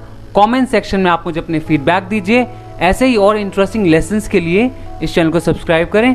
Until next time, keep practising English. Hello everyone, this is me Manoj, your English coach. Welcome to love English. और आज के लेसन में हम phrases for certainty and probability discuss करेंगे। सर्टेनिटी का मतलब होता है निश्चितता, यानी कि कोई भी जब काम आपको लगे कि वो निश्चित होने वाला है, हम उसे सर्टेनिटी बोलते हैं। और उसी से रिलेटेड फ्रेजेस को डिस्कस करेंगे। प्रोबेबिलिटी का मतलब होता है संभावना है उस चीज़ की होने की, तो हम उसको भी डिस्कस करेंगे। इसके साथ ही साथ हम ways to say something is interesting और बोरिंग, बहुत सारे इंटरेस्टिंग जब चीज़ होती है तो उसको बताने के लिए भी हम ढेर सारे फ्रेजेस हैं आज के लेसन में।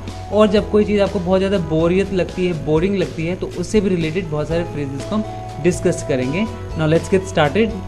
तो सबसे पहले हम फ्रेजेस फॉर सर्टेनिटी, यानी कि जब कोई चीज़ आपको लग रही है कि वो होने ही वाली है, उसके चांसेस 100% श्योर हो आप होने वाली है, तो हम उस फ्रेजेस को डिस्कस कर लेते हैं।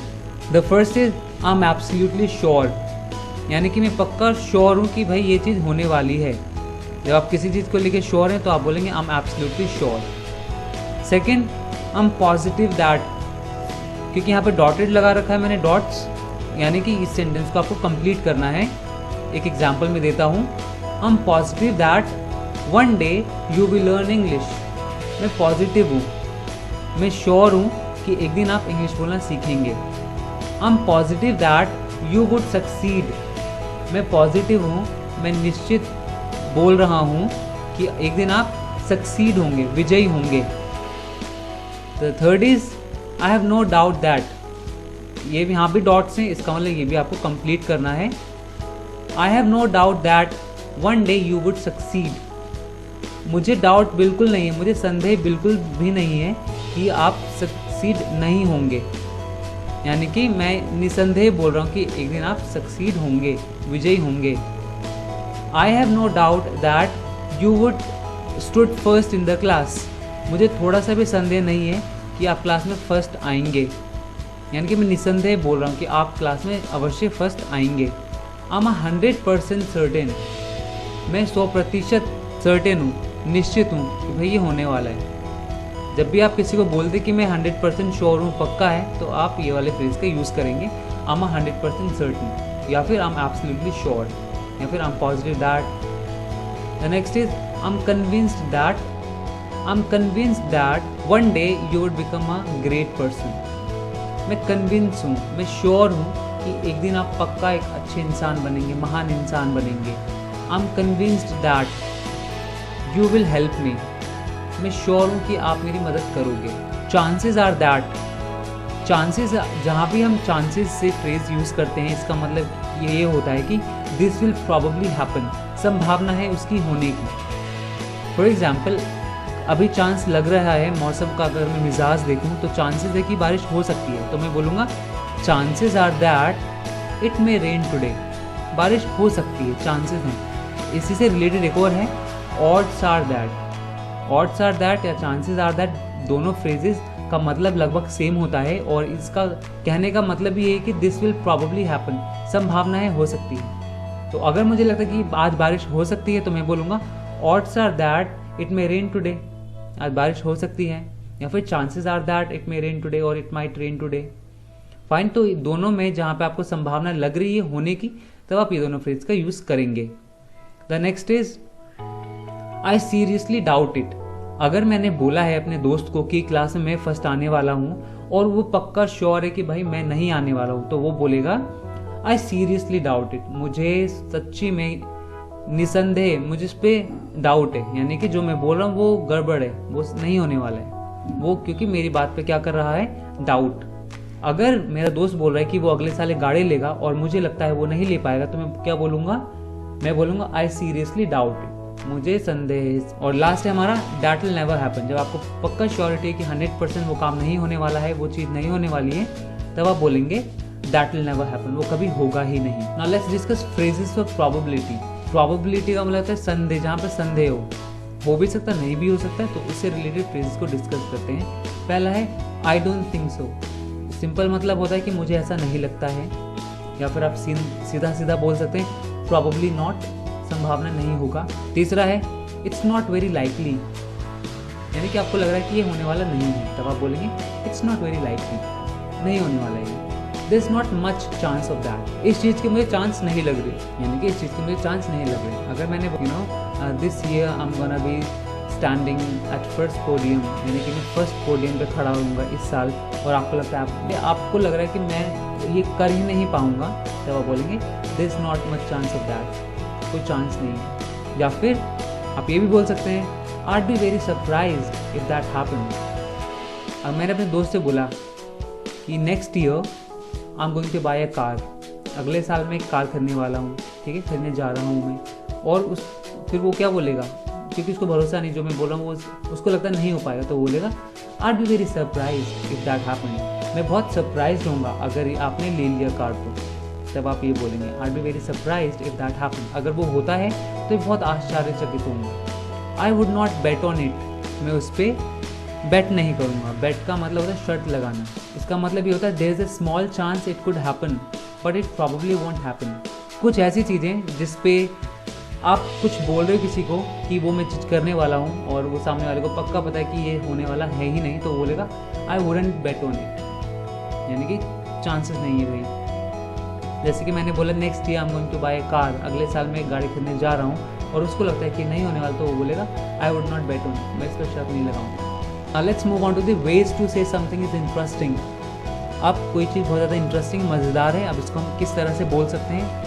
Let's look at the phrases. First is it's fascinating. किसी चीज़ को देखा आपने और आपको बहुत ज़्यादा अच्छी लगी, पूरी माइंड ब्लोइंग लगी, माइंड ब्लोइंग का मतलब आश्चर्यचकित हो गए आप, बहुत अच्छी चीज़ लगी आपको, आप उसे देख के बहुत ही खुश हो जाते हैं, खुश हुए, तो आप बोलेंगे इट्स फैसिनेटिंग, या फिर इट्स इंट्रिगिंग। बहुत बार ऐसी चीज़ें होती हैं जो हम करते हैं, हमें बहुत अच्छी लगती है, और हम उसमें खो जाते हैं, तब आप क्या बोलेंगे? It's intriguing. आपको अच्छा लग रहा है तब आप बोलेंगे it's intriguing. Third is I couldn't tear myself away, यानी कि मैं उससे दूर नहीं हो पाया, यानी कि जो भी मैं काम कर रहा था मैं उससे दूर नहीं हो पाया, मैं अपने आप को उससे दूर नहीं रख पाया। I couldn't tear myself away. मैंने एक मूवी शुरू की देखनी और वो मूवी इतनी अच्छी लगी, इतनी ग्रिपिंग लगी। ग्रिपिंग का मतलब होता है उसने आपको बांध के रख रखा है उस जगह, तो मैं बोलूँगा I could not tear myself away, मैं अपने आप को उससे दूर नहीं रख पाया। The fourth is I couldn't put it down. This phrase is use for an extremely interesting book. जब आपने कोई बुक पढ़नी शुरू की और वो बुक ऐसी है कि आगे क्या होगा, आप बहुत ज़्यादा ही एक्साइटेड हो रहे हैं और आप उस बुक को नहीं रख पा रहे, आप ख़त्म करके ही मानेंगे, तो आप बोलेंगे आई कुडंट पुट इट डाउन, मैं उसे रख नहीं पाया। The last is I was so into it I lost track of time. बहुत बार ऐसा होता है कि हम किसी चीज़ में रम जाते हैं, किसी चीज़ में काम में लग जाते हैं कि हमें टाइम का कोई पता नहीं चलता है, तो मैं बोलूँगा I was so into it I lost track of time. For example yesterday I was reading a book. कल मैं एक बुक पढ़ रहा था, किताब पढ़ रहा था, and that book was so good that I was so into it, मैं उसके अंदर इतना खो गया that I lost track of time, कि मैं समय का पता ही नहीं चला। The last is ways to say something is boring. अब बहुत बार ऐसी चीज़ें होती है कि हमें बोरिंग लगती है, तो हम क्या करेंगे? हम बोलेंगे it does nothing for me, ये मेरे लिए कुछ नहीं करता है। या फिर I was bored to tears. Tears का मतलब था आंसू, यानी कि मैं इतना बोर हुआ कि मुझे आंसू आ गया। जब आपको कोई चीज़ बहुत बेकार लग रही है तब आप इस फ्रेज का यूज़ करेंगे। थर्ड भी सेम है, I was bore to death. मैं इतना बोर हुआ कि डेथ से कंपैरिजन कर रहे हैं यहाँ पे। I was bore to death, मैं बहुत ही बुरी तरह से बोर हुआ। बहुत बार क्लासेस ऐसी हो जाती हैं जिसमें हम इस फ्रेज का यूज़ भी कर सकते हैं। बहुत बार बहुत लेक्चर्स बहुत लंबे हो जाते हैं, तब हम इस फ्रेज का यूज़ कर सकते हैं, I was bore to death. Fourth is I was dying of boredom. मैं बोर्डम से, मैं बोरियत से मर रहा था, I was dying of boredom. And the last is it's about as exciting as watching paint dry, यानी कि आप जो चीज़ आपको बोरिंग लग रही है आप उसकी कंपैरिजन किससे कर रहे हैं? वॉचिंग पेंट ड्राई, यानी कि सूखी पेंट जो होती है उससे आप कंपैरिजन कर रहे हैं। It's about as exciting as watching paint dry, यानी कि अब ये बिल बहुत ही ज़्यादा बोरिंग था। ये 5 फ्रेजेस थे हमारे पास बोरिंग के लिए, इसको आप डेली कॉन्वर्सेशंस में यूज करने की कोशिश करें। Thank you so much for watching the lesson and the video. See you in the next video everyone. Thank you so much. आज का लेसन अगर आपने एंजॉय किया तो इस वीडियो को लाइक करें, शेयर करें नॉलेज अपने फ्रेंड्स के साथ, कमेंट सेक्शन में आप मुझे अपने फीडबैक दीजिए। ऐसे ही और इंटरेस्टिंग लेसन्स के लिए इस चैनल को सब्सक्राइब करें। Until next time, keep practising English. Hello everyone, this is मैं Manoj, English coach. Welcome to love English. और आज के लेसन में हम इंग्लिश फ्रेजेस को डिस्कस करेंगे। So we have got 2 topics to discuss. First phrase is ways to interrupt someone. जब हम किसी से बात कर रहे हैं या फिर कोई पर्सन किसी और से बात कर रहा है तो उनको इंटरप्ट करना। इंटरप्ट का मतलब होता है जब वो बात करे तो उनके बीच में आप कैसे उनको इंटरप्ट करेंगे, काइंड ऑफ थोड़ा सा डिस्टर्ब जिसको हम बोलते हैं। अगर 2 लोग आपस में बात कर रहे हैं और आप उनके बीच में जाना चाहते हैं, उनसे कुछ बात करनी है, हो सकता है आपको कुछ काम हो उनसे, तो आप उनको इंटरप्ट कैसे करेंगे उस फ्रेज को हम डिस्कस करेंगे। And the second is questions to check if the other person understands you. अगर आप किसी को कुछ चीज समझा रहे हैं और आपको चेक करना है कि वो सामने वाला जो पर्सन है वो आपको समझ रहा है या नहीं समझ रहा है, तो आप क्या क्या क्वेश्चंस पूछेंगे उनसे ताकि आप उनकी अंडरस्टैंडिंग को चेक कर पाए। Now let's get started. तो सबसे पहले हम वेज टू इंटरप्ट समवन पे डिस्कस कर लेते हैं कि क्या क्या तरीके हैं जिससे कि आप दूसरों को इंटरप्ट करेंगे। The first phrase is sorry to interrupt but. अब बट के बाद आप देखेंगे डॉटेड है, that means this sentence is incomplete, this phrase is incomplete, तो you have to complete this. आपको यहाँ पे कुछ ऐड करना पड़ेगा। मान लेते कि मेरा फ्रेंड किसी और से बात कर रहा है तो मैं और मुझे अपने फ्रेंड से कुछ बात करनी है, तो मैं बोलूंगा sorry to interrupt but I need your help. Sorry to interrupt करने के लिए क्षमा चाहता हूँ, पर मुझे एक ज़रूरी बात कहनी है, but I need to talk to you for a while, और maybe but I need some help, पर मुझे कुछ मदद चाहिए। Fine, sorry to interrupt but I need to call you here. Interrupt करने के लिए सॉरी, पर मुझे आपको यहाँ पे बुलाने की ज़रूरत है। Sorry to interrupt but I need to talk to you. Interrupt करने के लिए सॉरी, क्षमा चाहता हूँ पर मुझे आपसे बात करनी है। Sorry to interrupt but I was wondering if you could help मी।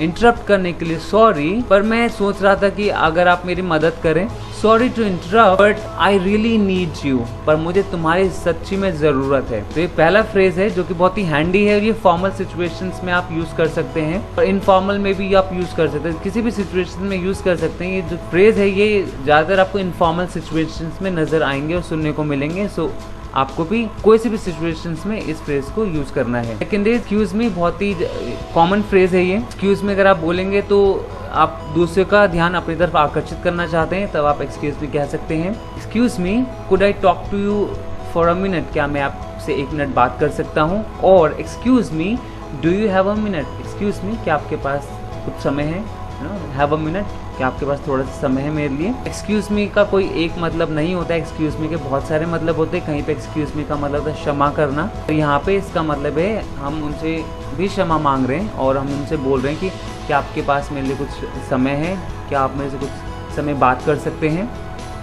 कब यूज़ करना है excuse me, could I talk to you for a minute और do you have a minute, जब आप किसी को इंटरप्ट कर रहे हैं, जब कोई 2 लोग आपस में बातें कर रहे हैं। When interrupting a conversation between 2 other people, जब 2 लोग आपस में बात कर रहे हैं और आप उनकी कॉन्वर्सेशन को, बातचीत को इंटरप्ट कर रहे हैं, बीच में टोक रहे हैं बीच में। और to talk to one of them, अगर आप दोनों में से किसी एक से बात करना चाहते हैं तब आप ये वाला फ्रेज का यूज करेंगे। Next phrase, could I jump in here, use this when interrupting a discussion among many people. बहुत बार ऐसा होता है जब बहुत सारे लोग आपस में डिस्कशन कर रहे होते हैं, ग्रुप डिस्कशन चल रहा होता है या फिर वो किसी भी चीज़ पे डिस्कशन कर रहे होते हैं और आपको लगता है कि उनके बीच में आपको अपना कोई पॉइंट ऑफ व्यू रखना चाहिए, तो आप क्या करेंगे, आप बोलेंगे could I jump in here, क्या मैं कुछ बीच में कह सकता हूँ। यहाँ पे जंप का मतलब है कि मैं बीच में कुछ कह सकता हूँ। The next phrase is sorry, I just want to say that, क्षमा करें बस मैं ये कहना चाहता हूँ। Sorry, I just want to say that your point is not good, मैं बस ये कहना चाहता हूँ कि जो आपका जो पॉइंट ऑफ व्यू है वो सही नहीं है। Sorry, I just want to say that this company is really good, क्षमा चाहता हूँ मैं बस ये कहना चाहता हूँ कि जो ये कंपनी है बहुत ही अच्छी है। Sorry, I just want to say that this brand is not worth it, क्षमा चाहता हूँ मैं ये कहना चाहता हूँ कि जो ये ब्रांड है बिल्कुल भी तवज्जो के लायक नहीं है, बिल्कुल भी अच्छा नहीं है। वर्थ इट का मतलब होता है बहुत अच्छा, पर मैंने यहाँ पे बोला है I just want to say that this is not worth it, not worth it का मतलब बिल्कुल भी अच्छा नहीं है। और लास्ट में हमारे पास एक फॉर्मल फ्रेज है, मे आई हैव अ वर्ड, अगर आप किसी कुछ बात कहना चाहते हैं तो आप सिंपल उनसे कह सकते हैं मे आई हैव अ वर्ड, क्या मैं आपसे बात कर सकता हूँ। Next is questions to check if the other person understands you, आपने बहुत सारी चीज़ें बताई हैं और आप उनकी अंडरस्टैंडिंग को चेक करना चाहते हैं। अब हम उन क्वेश्चंस को डिस्कस करें जिससे आप ये अंडरस्टैंडिंग चेक कर सकते हैं। The first is do you understand what I am saying, क्या आप समझ रहे हो मैं क्या कह रहा हूँ। Do you understand what I am saying, क्या आप समझ रहे हैं जो मैं कह रहा हूँ। Second, does that make sense, जो मैं कह रहा हूँ क्या वो आपको कोई सेंस बनता है उसका, क्या आप उसको आप क्या समझते हैं, जो भी मैं कह रहा हूँ आप क्या उसका कोई सेंस बन रहा है, क्या उसका कोई मतलब बन रहा है। Third, do you know what I mean, आपको पता है कि मेरा क्या मतलब है। Fourth, are you with me so far, बहुत बार ऐसा होता है कि हम कुछ भी लेक्चर में हम बैठे हुए हैं या फिर हम किसी को कुछ चीज़ बहुत लंबे टाइम से समझा रहे हैं और आपको अंडरस्टैंडिंग चेक करने, क्योंकि बहुत बार ऐसा होता है लंबे कॉन्वर्सेशन लेक्चर्स में क्लास बोरिंग हो जाती है, तो उसको अंडरस्टैंड करने के लिए आप लोगों से पूछेंगे are you with me so फार, क्या अभी तक आप मेरे साथ हैं। Often use in the middle of a long explanation और इंस्ट्रक्शन, ये आपको कब यूज करना है, जब लॉन्ग एक्सप्लेनेशन आप दे रहे हो या फिर इंस्ट्रक्शंस दे रहे हो तब। The final is that clear, क्या जो मैंने आपको बताया क्या वो क्लियर है, क्या वो स्पष्ट है आपके लिए, आपके आपसे ढंग से समझ चुके हैं, आपको ये दोनों phrases both the situations you understood. Alright, keep practicing in your daily conversation, आप जितना यूज करेंगे उतनी ज्यादा ही आपका जो लैंग्वेज होगा, इंग्लिश लैंग्वेज, वो बहुत ज्यादा ब्यूटीफुल होगा। तो keep practicing and until next time, thank you so much everyone. आज का लेसन अगर आपने एंजॉय किया तो इस वीडियो को लाइक करें, शेयर करें नॉलेज अपने फ्रेंड्स के साथ, कमेंट सेक्शन में आप मुझे अपने फीडबैक दीजिए। ऐसे ही और इंटरेस्टिंग लेसन्स के लिए इस चैनल को सब्सक्राइब करें। Until next time, keep practising English. Hello everyone, this is मैं मनोज, जो English coach. Welcome to love English. और आज के लेसन में हम इंग्लिश फ्रेजेस को डिस्कस करेंगे। So we have got 2 topics to discuss. First phrase is ways to interrupt someone, जब हम किसी से बात कर रहे हैं या फिर कोई पर्सन किसी और से बात कर रहा है तो उनको इंटरप्ट करना। इंटरप्ट का मतलब होता है जब वो बात करे तो उनके बीच में आप कैसे उनको इंटरप्ट करेंगे, काइंड ऑफ थोड़ा सा डिस्टर्ब जिसको हम बोलते हैं। अगर दो लोग आपस में बात कर रहे हैं और आप उनके बीच में जाना चाहते हैं, उनसे कुछ बात करनी है, हो सकता है आपको कुछ काम हो उनसे, तो आप उनको इंटरप्ट कैसे करेंगे, उस फ्रेज को हम डिस्कस करेंगे। And the second is questions to check if the other person understands you. अगर आप किसी को कुछ चीज समझा रहे हैं और आपको चेक करना है कि वो सामने वाला जो पर्सन है वो आपको समझ रहा है या नहीं समझ रहा है, तो आप क्या क्या क्वेश्चंस पूछेंगे उनसे ताकि आप उनकी अंडरस्टैंडिंग को चेक कर पाए। Now let's get started. तो सबसे पहले हम वेज टू इंटरप्ट समवन पे डिस्कस कर लेते हैं कि क्या क्या तरीके हैं जिससे कि आप दूसरों को इंटरप्ट करेंगे। The first phrase is sorry to interrupt but. अब बट के बाद आप देखेंगे डॉटेड है, that means this sentence is incomplete, this phrase is incomplete, तो you have to complete this. आपको यहाँ पे कुछ ऐड करना पड़ेगा। मान लेते हैं कि मेरा फ्रेंड किसी और से बात कर रहा है तो मैं और मुझे अपने फ्रेंड से कुछ बात करनी है, तो मैं बोलूंगा sorry to interrupt but I need your help. Sorry to interrupt करने के लिए क्षमा चाहता हूँ पर मुझे एक ज़रूरी बात कहनी है, but I need to talk to you for a while और maybe but I need some help, पर मुझे कुछ मदद चाहिए। Fine, sorry to interrupt but I need to call you here. Interrupt करने के लिए सॉरी, पर मुझे आपको यहाँ पे बुलाने की ज़रूरत है। Sorry to interrupt but I need to talk to you. Interrupt करने के लिए सॉरी, क्षमा चाहता हूँ पर मुझे आपसे बात करनी है। Sorry to interrupt but I was wondering if you could help me. Interrupt करने के लिए सॉरी, पर मैं सोच रहा था कि अगर आप मेरी मदद करें। Sorry to interrupt but I really need you, पर मुझे तुम्हारी सच्ची में ज़रूरत है। तो ये पहला फ्रेज है जो कि बहुत ही हैंडी है और ये फॉर्मल सिचुएशंस में आप यूज़ कर सकते हैं और इनफॉर्मल में भी आप यूज़ कर सकते हैं, किसी भी सिचुएशन में यूज़ कर सकते हैं। ये जो फ्रेज है ये ज़्यादातर आपको इनफॉर्मल सिचुएशंस में नज़र आएंगे और सुनने को मिलेंगे। सो आपको भी कोई सी भी सिचुएशंस में इस फ्रेज को यूज करना है। सेकंड इज एक्सक्यूज मी, बहुत ही कॉमन फ्रेज है ये। एक्सक्यूज मी अगर आप बोलेंगे तो आप दूसरे का ध्यान अपनी तरफ आकर्षित करना चाहते हैं, तब आप एक्सक्यूज मी कह सकते हैं। Excuse me, could I talk to you for a minute, क्या मैं आपसे 1 मिनट बात कर सकता हूँ। और excuse me, do you have a minute. Excuse me, क्या आपके पास कुछ समय है। हैव अ मिनट, क्या आपके पास थोड़ा सा समय है मेरे लिए। एक्सक्यूज मी का कोई एक मतलब नहीं होता है, एक्सक्यूज मी के बहुत सारे मतलब होते हैं। कहीं पे एक्सक्यूज मी का मतलब होता है क्षमा करना, तो यहाँ पे इसका मतलब है हम उनसे भी क्षमा मांग रहे हैं और हम उनसे बोल रहे हैं कि क्या आपके पास मेरे लिए कुछ समय है, क्या आप मेरे से कुछ समय बात कर सकते हैं। कब यूज़ करना है excuse me, could I talk to you for a minute और do you have a minute, जब आप किसी को इंटरप्ट कर रहे हैं, जब कोई दो लोग आपस में बातें कर रहे हैं। When interrupting a conversation between two other people, जब दो लोग आपस में बात कर रहे हैं और आप उनकी कॉन्वर्सेशन को, बातचीत को इंटरप्ट कर रहे हैं, बीच में टोक रहे हैं बीच में। और to talk to one of them, अगर आप दोनों में से किसी एक से बात करना चाहते हैं तब आप ये वाला फ्रेज का यूज़ करेंगे। Next phrase, could I jump in here. Use this when interrupting a discussion among many people. बहुत बार ऐसा होता है जब बहुत सारे लोग आपस में डिस्कशन कर रहे होते हैं, ग्रुप डिस्कशन चल रहा होता है या फिर वो किसी भी चीज़ पे डिस्कशन कर रहे होते हैं और आपको लगता है कि उनके बीच में आपको अपना कोई पॉइंट ऑफ व्यू रखना चाहिए, तो आप क्या करेंगे, आप बोलेंगे could I jump in here, क्या मैं कुछ बीच में कह सकता हूँ। यहाँ पे जंप का मतलब है कि मैं बीच में कुछ कह सकता हूँ। The next phrase is sorry, I just want to say that. क्षमा करें, बस मैं ये कहना चाहता हूँ। Sorry, I just want to say that your point is not good. मैं बस ये कहना चाहता हूँ कि जो आपका जो पॉइंट ऑफ व्यू है वो सही नहीं है। Sorry, I just want to say that this company is really good. क्षमा चाहता हूँ, मैं बस ये कहना चाहता हूँ कि जो ये कंपनी बहुत ही अच्छी है। Sorry, I just want to say that this brand is not worth it.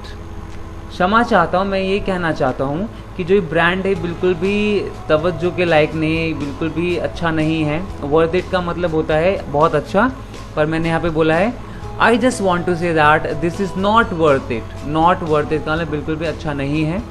और लास्ट में हमारे पास एक फॉर्मल फ्रेज है, मे आई हैव अ वर्ड। अगर आप किसी कुछ बात कहना चाहते हैं तो आप सिंपल उनसे कह सकते हैं मे आई हैव अ वर्ड, क्या मैं आपसे बात कर सकता हूँ।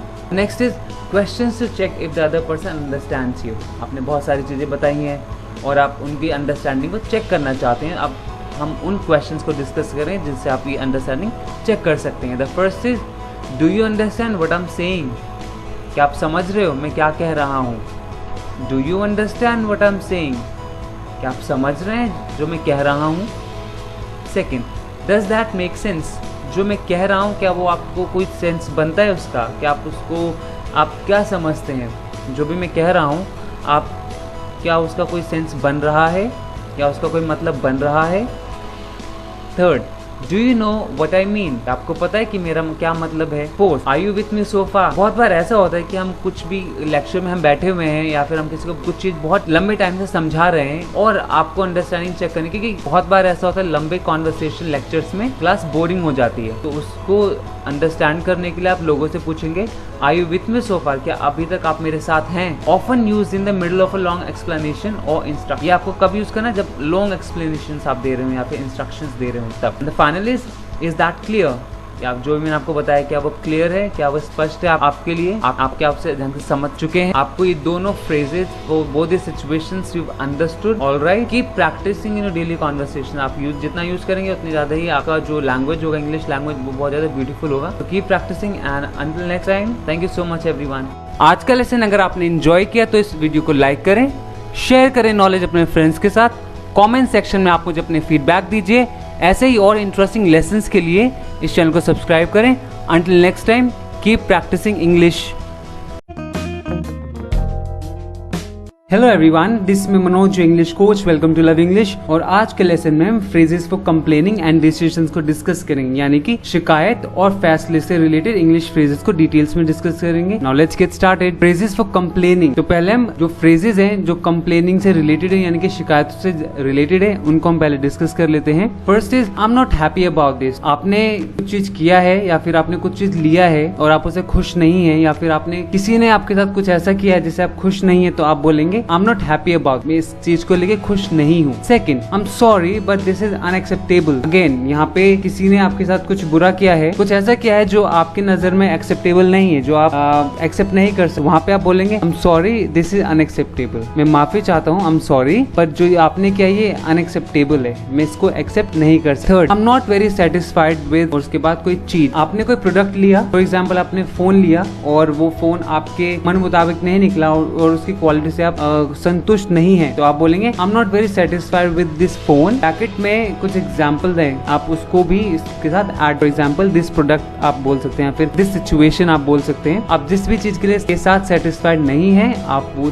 उस चीज को विद के बाद आप ऐड कर देंगे। फाइन। नेक्स्ट, जो नेक्स्ट फ्रेज है वो इनफॉर्मल है। For example I can't stand it. I can't stand it का मतलब है, ये हम फॉर्मल लैंग्वेज में यूज करते हैं, फ्रेंड्स फैमिली मेंबर्स के साथ ज्यादातर यूज करते हैं हम इसको। आपको कुछ चीज पसंद बिल्कुल नहीं है, फिर आप ये बोलेंगे आई can't stand it when my internet is slow. मैं बिल्कुल भी बर्दाश्त नहीं कर सकता जब मेरा इंटरनेट स्लो हो। दूसरा example, I can't stand it when you guys make noise in the room. मैं बिल्कुल भी बर्दाश्त नहीं कर सकता जब तुम लोग कमरे में शोर मच। I can't stand it when you beat me very badly. मैं बिल्कुल भी बर्दाश्त नहीं कर सकता जब आप मुझे बहुत बुरी तरह पीटते हैं। नेक्स्ट इज इनफॉर्मल है, अगेन ये भी दिस सक। अगर कुछ चीज आपको बिल्कुल भी पसंद नहीं आई है, आप शिकायत करना चाहते तो आप बोलेंगे this completely sucks, you know, ये मैं से बहुत ज्यादा परेशान हूँ या फिर मुझे अच्छा नहीं लगा, तो आप बोलेंगे दिस सक्स। फॉर एग्जाम्पल मेरे फोन का इंटरनेट अभी बहुत स्लो चल रहा है, तो मैं बोलूंगा इंटरनेट स्पीड सक और दिस लेसन सक। जो भी आपको पसंद नहीं है वो आप आगे उसका वर्ड यहाँ पे प्लेस कर देंगे सक्स से पहले, और फिर बोलेंगे फॉर एग्जाम्पल इंटरनेट सक्स और दिस बुक सक, दिस लेसन सक। Next is phrases for decisions. फैसले से, डिसीजन से रिलेटेड फ्रेजेस को हम डिस्कस कर लेते हैं। I am debating between option A and option B. For example मैंने आपको कोई दो ऑप्शन दिए हैं डिसाइड करने के लिए और आप डिसाइड नहीं कर पा रहे, तो आप बोलेंगे I am debating between option A and option B. Second is I can't make up my mind. जब आपको किसी ने कुछ बोला है डिसीजन लेने के लिए और जब आप अपना माइंड आप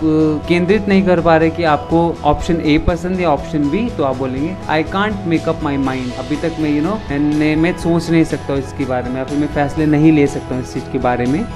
द थर्ड, जो कि सेकंड की तरह ही है, I'm on the fence। I'm on the fence आप तब यूज करेंगे जब आप फैसले लेने के बीच में है, ना आप ऑप्शन ए चूज कर पा रहे हैं ना ऑप्शन बी चूज कर पा रहे हैं, और जब आपको पता नहीं कि आपको क्या करना है। जब भी आप बोलेंगे I'm on the fence, इसका मतलब होता है I'm in the middle, मैं बीच में हूँ totally. I don't know what to decide, और मुझे नहीं पता कि कौन सा डिसीजन लेना है, कौन सा फैसला लेना है। The next is I'll take that into consideration।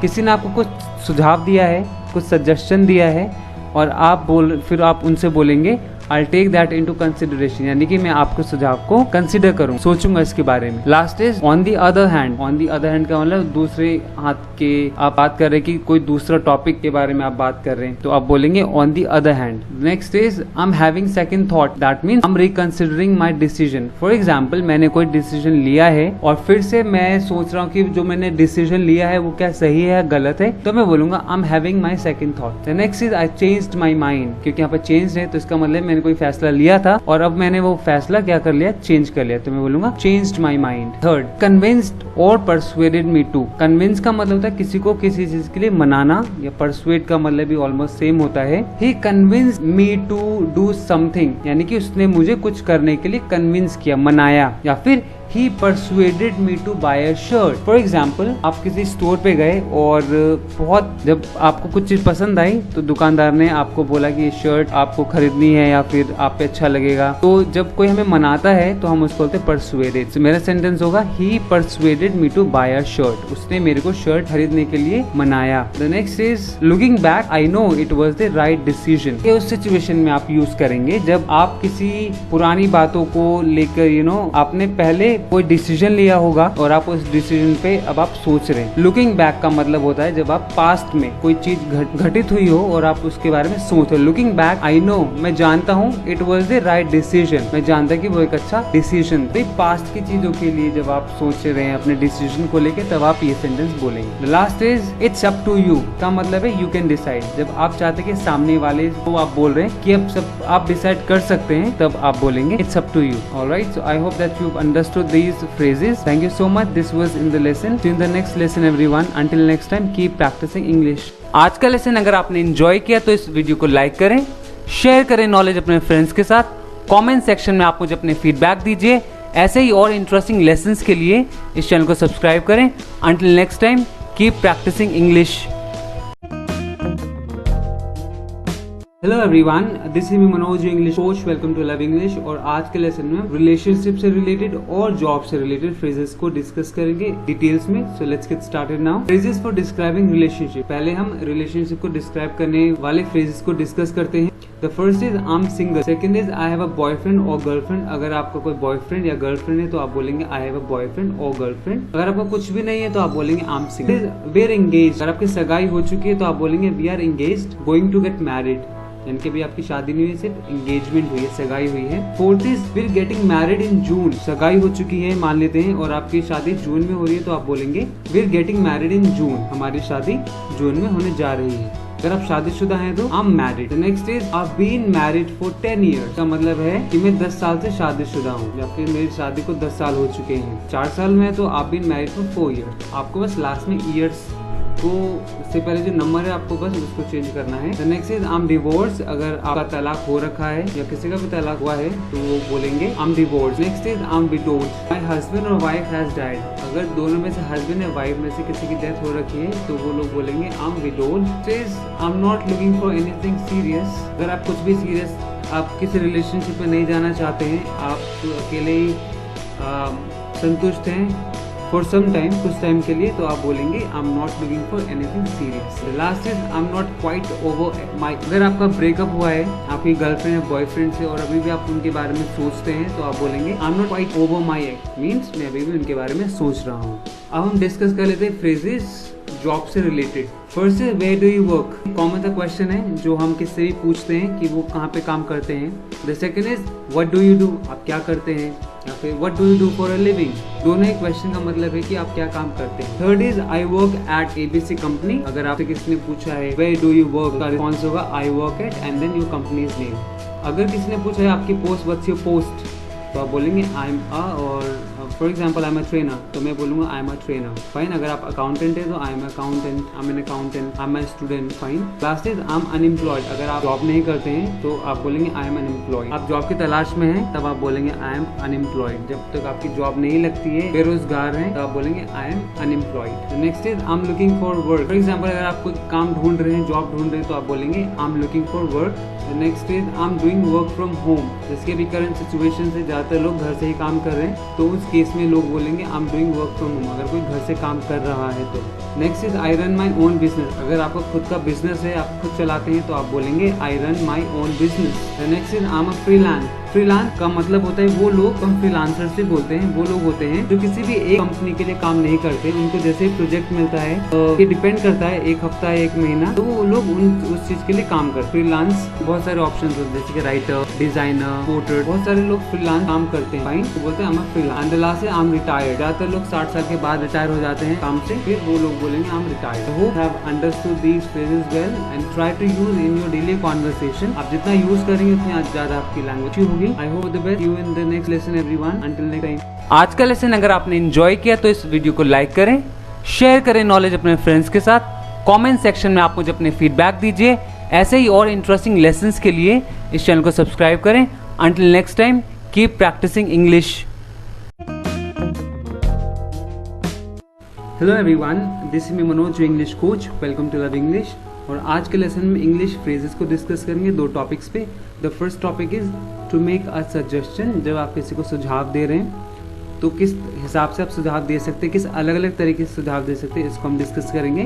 And to encourage someone. Encourage का मतलब होता है प्रोत्साहन करना किसी का। अगर कोई कुछ काम कर रहा है तो आप उसका मनोबल कैसे बढ़ाएंगे, उसको प्रोत्साहित कैसे करेंगे। तो let's get started with these two phrases to make a suggestion. अब जैसे हमने पहले ही डिस्कस किया कि आप अलग अलग तरीके से लोगों को सजेस्ट कर सकते हैं, सुझाव दे सकते हैं। Now let's go on to the first phrase. पहला है how about and then dot. How about and then जहाँ भी आपको डॉट नजर आए उसका मतलब है कि वो क्वेश्चन, वो सजेशन इनकम्प्लीट है, आपको वो कंप्लीट करना है। अगर आप किसी को कुछ नए सुझाव दे रहे हैं, कुछ नया ट्राई करने के लिए, तो आप बोलेंगे how about trying something new, cooking, how about dancing, how about trying new song, और how about going somewhere, how about taking a rest. ये एक सुझाने का पहला तरीका है हाउ अबाउट। अगर मैंने किसी को बोला हाउ अबाउट कुकिंग, तो मैं उससे बोल रहा हूँ ना कुकिंग करते हैं, या फिर कुकिंग कैसी रहेगी। फिर अगर मैं किसी को बोल रहा हूँ कि how about taking a rest, एक रेस्ट क्यों नहीं ले लेते। अगर कोई व्यक्ति बहुत थक गया है काम कर करके, तो मैं उसे बोलूंगा how about taking a rest, क्या कहोगे आप रेस्ट लेने के लिए।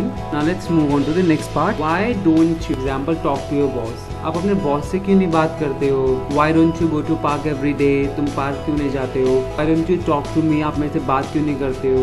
Why don't you read a book, आप बुक क्यों नहीं पढ़ते हो। Why don't you cook for yourself, आप अपने लिए खाना क्यों नहीं बनाते हो। This is the second phrase for making a suggestion. Third पे देखते हैं, चलते हैं हम। Maybe we should do more research. मुझे लगता है हमें थोड़ा और रिसर्च करना चाहिए। Maybe we should save money, मुझे लगता है कि हमें पैसे थोड़े और सेव करने चाहिए। Maybe we should join dance class, मुझे लगता है हमें डांस क्लास ज्वाइन करना चाहिए। Now let's move on to the next. This is art. I would को हम जब शॉर्ट करते तो वो आर्ट हो जाता है। I recommend going to the doctor, मैं रेकमेंड करूँगा कि आप डॉक्टर के पास जाए। जब आप किसी को स्ट्रांगली सजेस्ट कर रहे हैं और आपको लगता है कि उस पर्सन को ये बहुत ही ज्यादा जरूरी है, तो आप वहाँ पे बोलेंगे आज रेकमेंड। अगर मैंने कोई बुक पढ़ी और मुझे बहुत अच्छी लगी बुक और मैं चाहता हूँ कि आप भी ये बुक पढ़ें, तो मैं बोलूंगा आज रेकमेंड यू दिस बुक, आज recommend you that show, I'd recommend you that movie. I'd recommend you to take care of your health. You thought about buying a new computer. क्या आप नया कंप्यूटर खरीदने के बारे में सोच चुके हो? Have you thought about joining a dance class? क्या आप डांस क्लास ज्वाइन करने के बारे में सोच चुके हो? Have you thought about cooking? क्या आप खाना बनाने के बारे में सोच चुके हो? So these are the 5 phrases ये आपको सजेशन बनाने में बहुत ज़्यादा हेल्प करेंगे, प्लस ये आपके कॉन्वर्सेशन को बहुत ज़्यादा कलरफुल बनाएंगे। Now let's move on to the next part. Phrases to encourage someone. आपने कोई काम किया है और आप उसको चाहते हो कि आप उसका मनोबल बढ़ाएं, इनकरेज करें, so these are the 5 more phrases. First is keep up the good work. अगर कोई अच्छा काम कर रहा है और आप चाहते कि वो उस काम को कंटिन्यू करे, जारी रखे, तो हम कह सकते हैं keep up the good work. Second is that was a nice try. That was a nice try आप तब बात करेंगे जब किसी ने बहुत ज़्यादा मेहनत की है और वो उस काम को करने में फेल हो गया है, और तब आप बोलेंगे that was a nice try. Fine. See this after someone made a good effort but failed. किसी ने अच्छा काम किया, अच्छा मेहनत किया, बट वो फेल हो गया, हम क्या बोलेंगे that was a nice try, that's a real improvement. किसी ने कुछ काम किया है और वो पहले के मुकाबले बहुत अच्छा किया है, उसने इम्प्रूव किया है, तो हम बोलेंगे दैट्स अ रियल इम्प्रूवमेंट, आपने सच्ची में बहुत इम्प्रूव किया। Fourth is you are on the right track. अगर कोई बहुत अच्छा कर रहा है, पाथ पे चल रहा है, अच्छा कर रहा है, तो हम बोलेंगे you are on the right track. आप बहुत अच्छा कर रहे हैं, आप ऐसे ही करते रहिए, तो हम बोलेंगे you are on the right. Finally you almost got it. You almost got it हम तब बोलेंगे जब कोई बहुत मेहनत कर रहा है और वो सफलता के बहुत ही करीब है, सक्सेस के बहुत ही करीब है, तो हम बोलेंगे you almost got. These were the 10 phrases। ये 10 phrases थे सजेशन के लिए and encouraging someone. I hope you understood the topic. Please इसको आप अपनी डेली कॉन्वर्सेशन में यूज कीजिए। This will really help to improve your spoken part. And that's all for today's lesson. See you in the next lesson everyone. Thank you so much. आज का lesson अगर आपने enjoy किया तो इस video को लाइक करें, शेयर करें नॉलेज अपने फ्रेंड्स के साथ। कमेंट सेक्शन में आप मुझे अपने फीडबैक दीजिए। ऐसे ही और इंटरेस्टिंग लेसन्स के लिए इस चैनल को सब्सक्राइब करें। Until next time, keep practising English. Hello everyone, this is Manoj English coach. Welcome to love English. और आज के लेसन में हम English phrases, ways to ask someone else to do something, यानी कि सामने वाले व्यक्ति को कुछ करने के लिए, कहने के लिए फ्रेजेस डिस्कस करेंगे। और क्वेश्चंस और आस्किंग हेल्प, यानी कि मदद मांगने के लिए क्वेश्चंस, फ्रेजेस को हम डिस्कस करेंगे। Now let's get started. Ways to ask someone else to do something, यानी कि सामने वाले पर्सन को काम करने के लिए, कहने के लिए हम फ्रेज को डिस्कस करते हैं। First is would you mind. Would you mind से हम शुरुआत करते हैं और ये बहुत ही ज्यादा फॉर्मल होता है। फॉर्मल प्लेसेस पे आपको ज्यादा यूज करने के लिए मिलेगा और सुनने को मिलेगा। Let's look at the example. Would you mind opening the window. क्या आप खिड़की खोलेंगे? तो बहुत ही पोलाइट वे है किसी को कुछ काम करवाने के लिए बोलना। Another example, would you mind. आप वुड यू माइंड से शुरुआत करेंगे और डॉट के बाद आप अपने सेंटेंस को कंप्लीट करेंगे, जैसे कि would you mind bring me water, और would you mind bringing me a cup of tea, would you mind doing this for me. आप मेरे लिए ये करेंगे, इसका ये मतलब होता है। Second is could you please turn off the light. या आप लाइट्स को टर्न ऑफ कर देंगे, बंद कर देंगे। Could you please bring a cup of tea, और could you please bring me a water, could you please do this for me. क्या आप ये मेरे लिए करेंगे? Same would you mind and could you please, दोनों का जो मीनिंग है वो मोर फॉर्मल है, बहुत ही ज्यादा फॉर्मल है, और ये आपकी पोलाइटनेस को भी शो करता है कि आपका टोन क्या है बोलने का। लेकिन द थर्ड इज इनफॉर्मल है। अभी जो ऊपर जो दोनों हमने डिस्कस किया है वो would you mind and could you please दोनों फॉर्मल है। The third is informal. या फैमिली फ्रेंड्स के साथ यूज कर सकते हैं, या फिर उन लोगों के साथ जिनको आप अच्छी तरह से जानते हैं। Can you pass me the pen. क्या आप मुझे पेन पास करते हैं? Can you pass me the bottle. क्या आप मुझे बॉटल पास कर सकते हैं? Can you open the window for me. क्या आप मेरे लिए खिड़की खोल सकते हैं? Can you do this for me. क्या आप मेरे लिए कर सकते हैं? तो ये ज्यादा इनफॉर्मल है, तो आप बहुत सारे सिचुएशंस में इनका यूज कर सकते हैं। Fourth is please. आप प्लीज लगाकर किसी भी सेंटेंस को अगर आप बोलेंगे तो बहुत ज्यादा पोलाइट बन जाता है, और इससे आप लोगों को कह सकते हैं कि आप उनसे क्या काम करवाना चाहते हैं। For example, please send me the information. पे मुझे इन्फॉर्मेशन, जानकारी भेजें।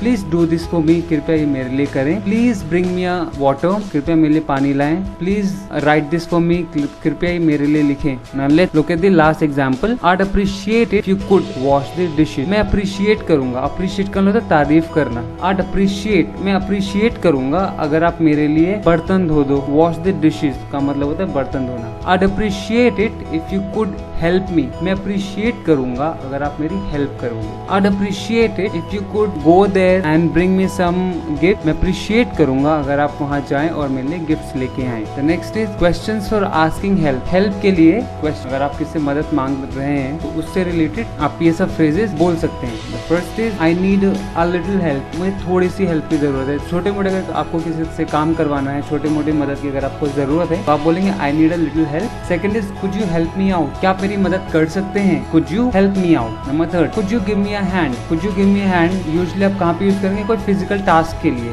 फॉर एग्जाम्पल, आप कुछ फिजिकल टास्क कर रहे हैं, कोई बॉक्स उठा रहे हैं, या फिर आप कुछ भी ऐसा फिजिकल कर रहे हैं और जिसमें आपको लगता है कि आपको किसी की मदद की जरूरत है, तो आप बोलेंगे could you give me a hand. क्या आप मेरी मदद करेंगे? Number four, could you spare a couple of minute. अगर आप किसी से कह रहे हैं कि आपको कुछ टाइम चाहिए, उनका टाइम चाहिए, तो आप बोलेंगे could you spare a couple of minute. Couple of minutes का मतलब है कुछ time. Last is could you do me a favour. क्या आप मेरे लिए एक फेवर करेंगे? क्या आप मेरे लिए, अगर आप किसी से कुछ काम करवाना चाहते हैं, कोई फेवर आप चाहते हैं अपने लिए, तो आप बोलेंगे could you do me a favour. Fine. So ये थे हमारे पास कुछ phrases for asking help and asking someone else to do something. I hope you understood the phrases. Until next time, keep practising English. Thank you so much everyone. आज का lesson अगर आपने enjoy किया तो इस वीडियो को like करें, share करें नॉलेज अपने फ्रेंड्स के साथ। कमेंट सेक्शन में आप मुझे अपने फीडबैक दीजिए। ऐसे ही और इंटरेस्टिंग लेसन्स के लिए इस चैनल को सब्सक्राइब करें। Until next time, keep practicing English.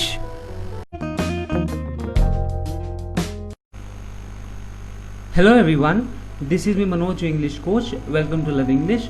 और आज के लेसन्स में हम अपने लाइक्स यानी कि पसंद और डिसलाइक्स यानी कि नापसंद को शेयर करने में हेल्पफुल फ्रेजेस को डिस्कस करेंगे। तो let's get started. So first we will discuss वो फ्रेजेस, हम वो डिस्कस करेंगे जो हम अपनी पसंद को बताते हैं। सबसे पहले वो फ्रेजेस को शेयर करते हैं जिनकी हेल्प से हम अपनी पसंद यानी कि लाइक्स की बातें करते हैं, शेयर करते हैं। तो there are 5 phrases that you see. Let's go one by one, एक एक के बाद हम डिस्कस कर लेते हैं। अगर फॉर एग्जांपल यहाँ पे मुझे फुटबॉल पसंद है, फिर कोई भी चीज़ पसंद है, तो मैं कह सकता हूँ आई लव फुटबॉल। ओके, अगर आपको कोई भी चीज़ पसंद है तो जो फुटबॉल के जगह पे आप उस वर्ड को यहाँ पे रिप्लेस कर सकते हैं, वर्ड फुटबॉल को, और उस चीज़ का नाम लिख सकते हैं आप।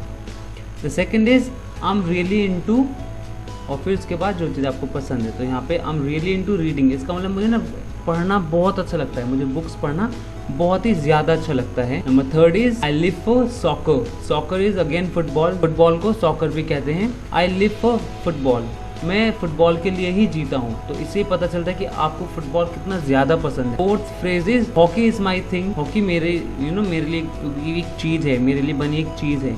आप हॉकी की जगह भी बहुत सारी चीज़ें कर सकते हैं, जैसे कि अगर आपको कुकिंग पसंद है तो मैं बोलूँगा कुकिंग इज़ माई थिंग। अगर मुझे वीडियो गेम खेलना पसंद है तो मैं बोलूँगा video game is my thing. And the last is I am crazy about travelling. मैं क्रेजी का मतलब होता है पागल होना किसी चीज़ के लिए, तो यहाँ पे इस सेंटेंस का मतलब है मैं ट्रैवलिंग के लिए ना बिल्कुल ही पागल हूँ। तो ये 5 फ्रेजेज हैं जिससे कि आप अपने लाइक्स को, जो पसंद है आपको, वो आप शेयर करेंगे। I love football, I am really into reading, I live for soccer, hockey is my thing, crazy about travelling. I hope आपको ये कुछ नए फ्रेजेस मिले हैं जिसकी हेल्प से आप अपने हॉबीज को शेयर करेंगे लोगों के साथ। Now let's move on to the dislikes part. बहुत बार ऐसा होता है जहाँ पे हमें अपने डिसलाइक्स को शेयर करना होता है लोगों के साथ। Again here we have 5 phrases for disliking things. Let's look at the first phrase. I'm not a huge fan of painting. मतलब हुआ कि जो पेंटिंग है ना, मैं उसका बहुत बड़ा फैन हूँ ही नहीं, यानी कि मुझे पेंटिंग पसंद ही नहीं है। तो अगेन आप पेंटिंग की जगह पे जो चीज़ आपको पसंद है आप वो चीज़ यहाँ पे लिख सकते हैं। जैसे कि I simply hate video games, मुझे पसंद ही नहीं है, तो मैं बोलूँगा I am not a huge fan of video games. Second is cooking isn't my cup of T. अब जैसे अगेन कुकिंग मुझे बिल्कुल भी पसंद नहीं है, मुझे कुकिंग आती ही नहीं है, तो मैं बोलूँगा cooking is not my cup of T, यानी कि कुकिंग मेरे मतलब की है ही नहीं। Number third, I don't really care for fashion. मैं फैशन के लिए बिल्कुल भी केयर नहीं करता। I don't really care for fashion. Again fashion की जगह पे आप उस चीज़ के यहाँ पे नाम लिखेंगे जिसके जो आपको बिल्कुल भी पसंद है ही नहीं। For example, I don't really care for fashion, मुझे फैशन पसंद ही नहीं है, जो भी है। आई डोंट अडेप्ट और I don't copy any celebrities, तो मुझे सिंपल रहना पसंद है। तो वैसे ही अगर आपको किस चीज़ के लिए केयर नहीं, आप यहाँ पे लिख सकते हैं। Number 4, I am not into technology. मुझे टेक्नोलॉजिकल चीज़ें बिल्कुल पसंद नहीं है। अगर आप भी मेरी तरह हो तो आप भी ये बोल सकते हैं, I am not into technology. Fine. और अगर जैसे मैंने बताया कुकिंग मुझे पसंद नहीं है, तो मैं भी बोलूँगा I am not into cooking. Simple. Fine. आपको ये ध्यान रखना है कि आप कोई से फ्रेज किसी के साथ भी यूज कर। Last phrase, I can stand dancing. अब यहाँ पे स्ट्रॉन्ग डिसलाइक इसलिए लिख रखा है मैंने क्योंकि जब आप आई कैंट स्टैंड, जब आप किसी चीज़ को बोलते हैं, इसका मतलब आपको वो चीज़ बिल्कुल भी पसंद नहीं है, बिल्कुल भी पसंद नहीं है। तो जैसे कि मुझे डांसिंग बिल्कुल नहीं पसंद, तो मैं बोलूँगा I can't stand dancing. Fine. I can't stand cooking, मुझे कुकिंग बिल्कुल पसंद नहीं है। I can't stand bad people, मुझे बुरे लोग बिल्कुल भी पसंद नहीं। तो आई होप आपको नए फ्रेजेस मिले होंगे and that will really help you to improve your spoken part. और आज के लिए इतना ही। In the next lesson. Thank you so much everyone. आज का लेसन अगर आपने एंजॉय किया तो इस वीडियो को लाइक करें, शेयर करें नॉलेज अपने फ्रेंड्स के साथ। कमेंट सेक्शन में आप मुझे अपने फीडबैक दीजिए। ऐसे ही और इंटरेस्टिंग लेसन्स के लिए इस चैनल को सब्सक्राइब करें। Until next time, keep practising English. Everyone, this is me Manoj English coach. Welcome to love English. और आज के लेसन में हम 2 तरह के फ्रेजेस को पढ़ेंगे। पहला फ्रेजेस आपके फ्यूचर प्लान्स, जो हम अपने फ्यूचर प्लान्स किसी को शेयर करने के लिए यूज़ करते हैं। और दूसरा फ्रेज है आस्किंग फॉर क्लैरिफिकेशन। अगर आपके माइंड में कोई भी डाउट आता है और उस डाउट को क्लियर करने के लिए आप कुछ क्वेश्चंस पूछते हैं, तो वे उस फ्रेजेस को हम आज डिस्कस करेंगे।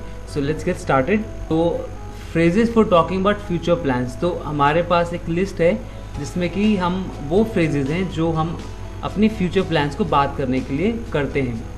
So without any delay, let's get started. The first is I am going to and then dot dot dot, जहाँ भी आपको डॉट नज़र आए उसका मतलब होता है कि वो सेंटेंस इनकम्प्लीट है और वो आपको कंप्लीट करना है। Complete this sentence first. अगर फॉर एग्जाम्पल मुझे आज एक बुक फिनिश करने वाला हूँ मैं, तो मैं बोल सकता हूँ I am going to finish the book. दूसरे example, I am going to my village next month, मैं अपने गांव अगले महीने जा रहा हूँ।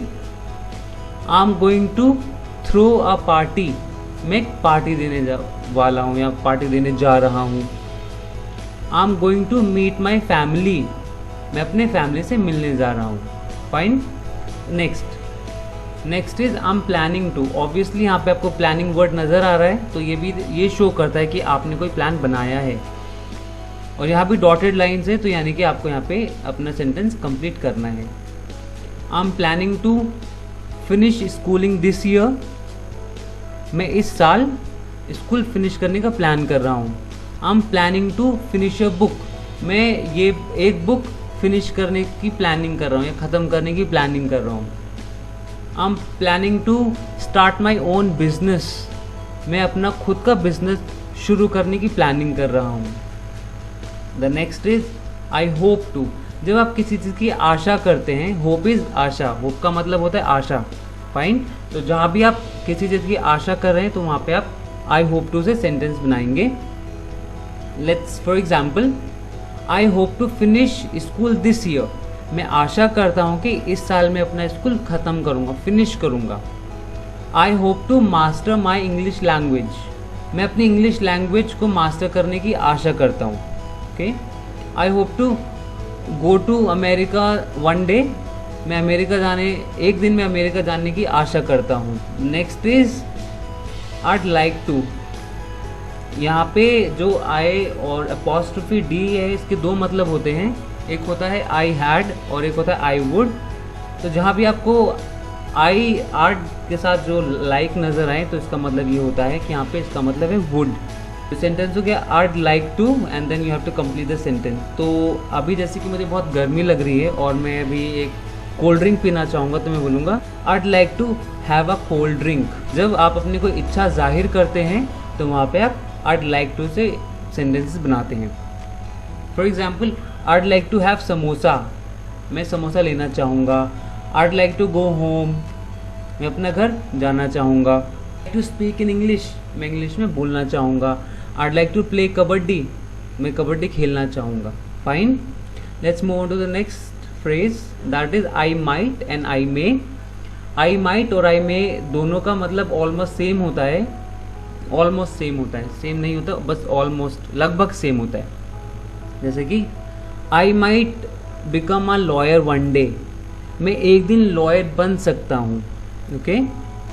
आई माइट बीट यू, मैं आपको पीट सकता हूँ। I might go to America, मैं अमेरिका जा सकता हूँ। ठीक। सेम आई मे से भी सेंटेंस बनेगा। I may go to America, I may beat you, I may speak in English, I may help you. Okay. यहाँ पे आप किसी को बता रहे हैं कि आप क्या हो सकता है, प्रोबेबिलिटी जहाँ पे संभावना जताई जा रही हो, वहाँ पे आप इन दोनों फ्रेजेस से यूज़ करेंगे। Then last is I am thinking about. जब आप किसी चीज़ के बारे में सोच रहे हैं, फॉर एग्जाम्पल मैं सोच रहा हूँ कि इस साल मैं ग्रेजुएशन फिनिश कर लूँ, तो मैं बोलूँगा आई am thinking about finishing my graduation this year. Next is I am thinking about cooking rice tonight, मैं रात में चावल बनाने का सोच रहा हूँ। I am thinking about getting married, मैं गेटिंग मैरिड का मतलब होता है शादी करना। फाइन। तो मैं शादी करने की सोच रहा हूँ। I am thinking about meeting my family, मैं अपने फैमिली से मिलने का सोच रहा हूँ। फाइन। सो ये सारे फ्रेजेज हैं जिसमें आप अपने फ्यूचर प्लान्स को बताएंगे, शेयर करेंगे। Let's move on to the next part. अब ये हमारे पास फ्रेजेस की लिस्ट है और ये फ्रेजेस हैं आपको आस्किंग फॉर क्लैरिफिकेशन। किसी ने आपसे कुछ कहा है और आपको वो चीज़ समझ नहीं आया है और आपने सामने वाले से क्लैरिफिकेशन के लिए बोला है। आपने बहुत बार ऐसा होता है कि पर्सन हमें कोई कुछ बोलते हैं और हमें वो क्लैरिटी से समझ नहीं आता है, तो हम अपना एक सवाल और पूछते हैं। फाइन। तो ये सारे फ्रेजेस हैं, हमें उस कंडीशंस में, सिनेरियो में, सिचुएशंस में यूज़ करना है. The first is pardon. This is very common phrase जो ज़्यादातर लोग यूज़ करते हैं. अगर किसी ने कुछ कहा है और आपने उसे नहीं सुना है तो आप सिंपल सा एक वर्ड बोलेंगे पार्डन. फाइन. इसका मतलब होता है कि वो दोबारा से रिपीट करेंगे आपकी बात को. जब आपने कुछ नहीं सुना है आप बोलेंगे pardon. Second is would you mind repeating that. किसी ने कुछ बोला है, आपको समझ नहीं आया है और आप चाहते हैं कि वो पर्सन रिपीट करे तो आप बोलेंगे would you mind repeating that. Third is what do you mean. किसी ने कुछ कहा है और आप ज़्यादा इन्फॉर्मेशन चाहते हैं. Okay, if you asking for more information then you can use this phrase that is what do you mean. आपका क्या मतलब है. सो वहाँ पे वो पर्सन आपको ज़्यादा इन्फॉर्मेशन देंगे. Next is I am not sure I follow you. जब भी आपको किसी ने कुछ कहा है और आपको समझ नहीं आया है आप सिंपल से बोलेंगे I am not sure I follow you. Fine. And the last is could you explain. Again यहाँ पे डॉटेड है, इसका मतलब यहाँ पे पूरा क्वेश्चन अभी ये नहीं है. फॉर एग्जाम्पल किसी ने मेरे को फ़ोन के बारे में कुछ बताया है, फ़ोन फंक्शन के बारे में कुछ बताया है और मुझे समझ नहीं आया है तो मैं बोलूँगा could you explain the function of phone. Could you explain how phone works. Fine. So these are the phrases जो आपको क्लैरिफिकेशंस के लिए पूछने हैं. So that's all in today's lesson. Thank you so much. See you in the next lesson. आज का lesson अगर आपने एंजॉय किया तो इस वीडियो को लाइक करें, शेयर करें नॉलेज अपने फ्रेंड्स के साथ. कमेंट सेक्शन में आप मुझे अपने फीडबैक दीजिए. ऐसे ही और इंटरेस्टिंग लेसन्स के लिए इस चैनल को सब्सक्राइब करें. Until next time keep practising English.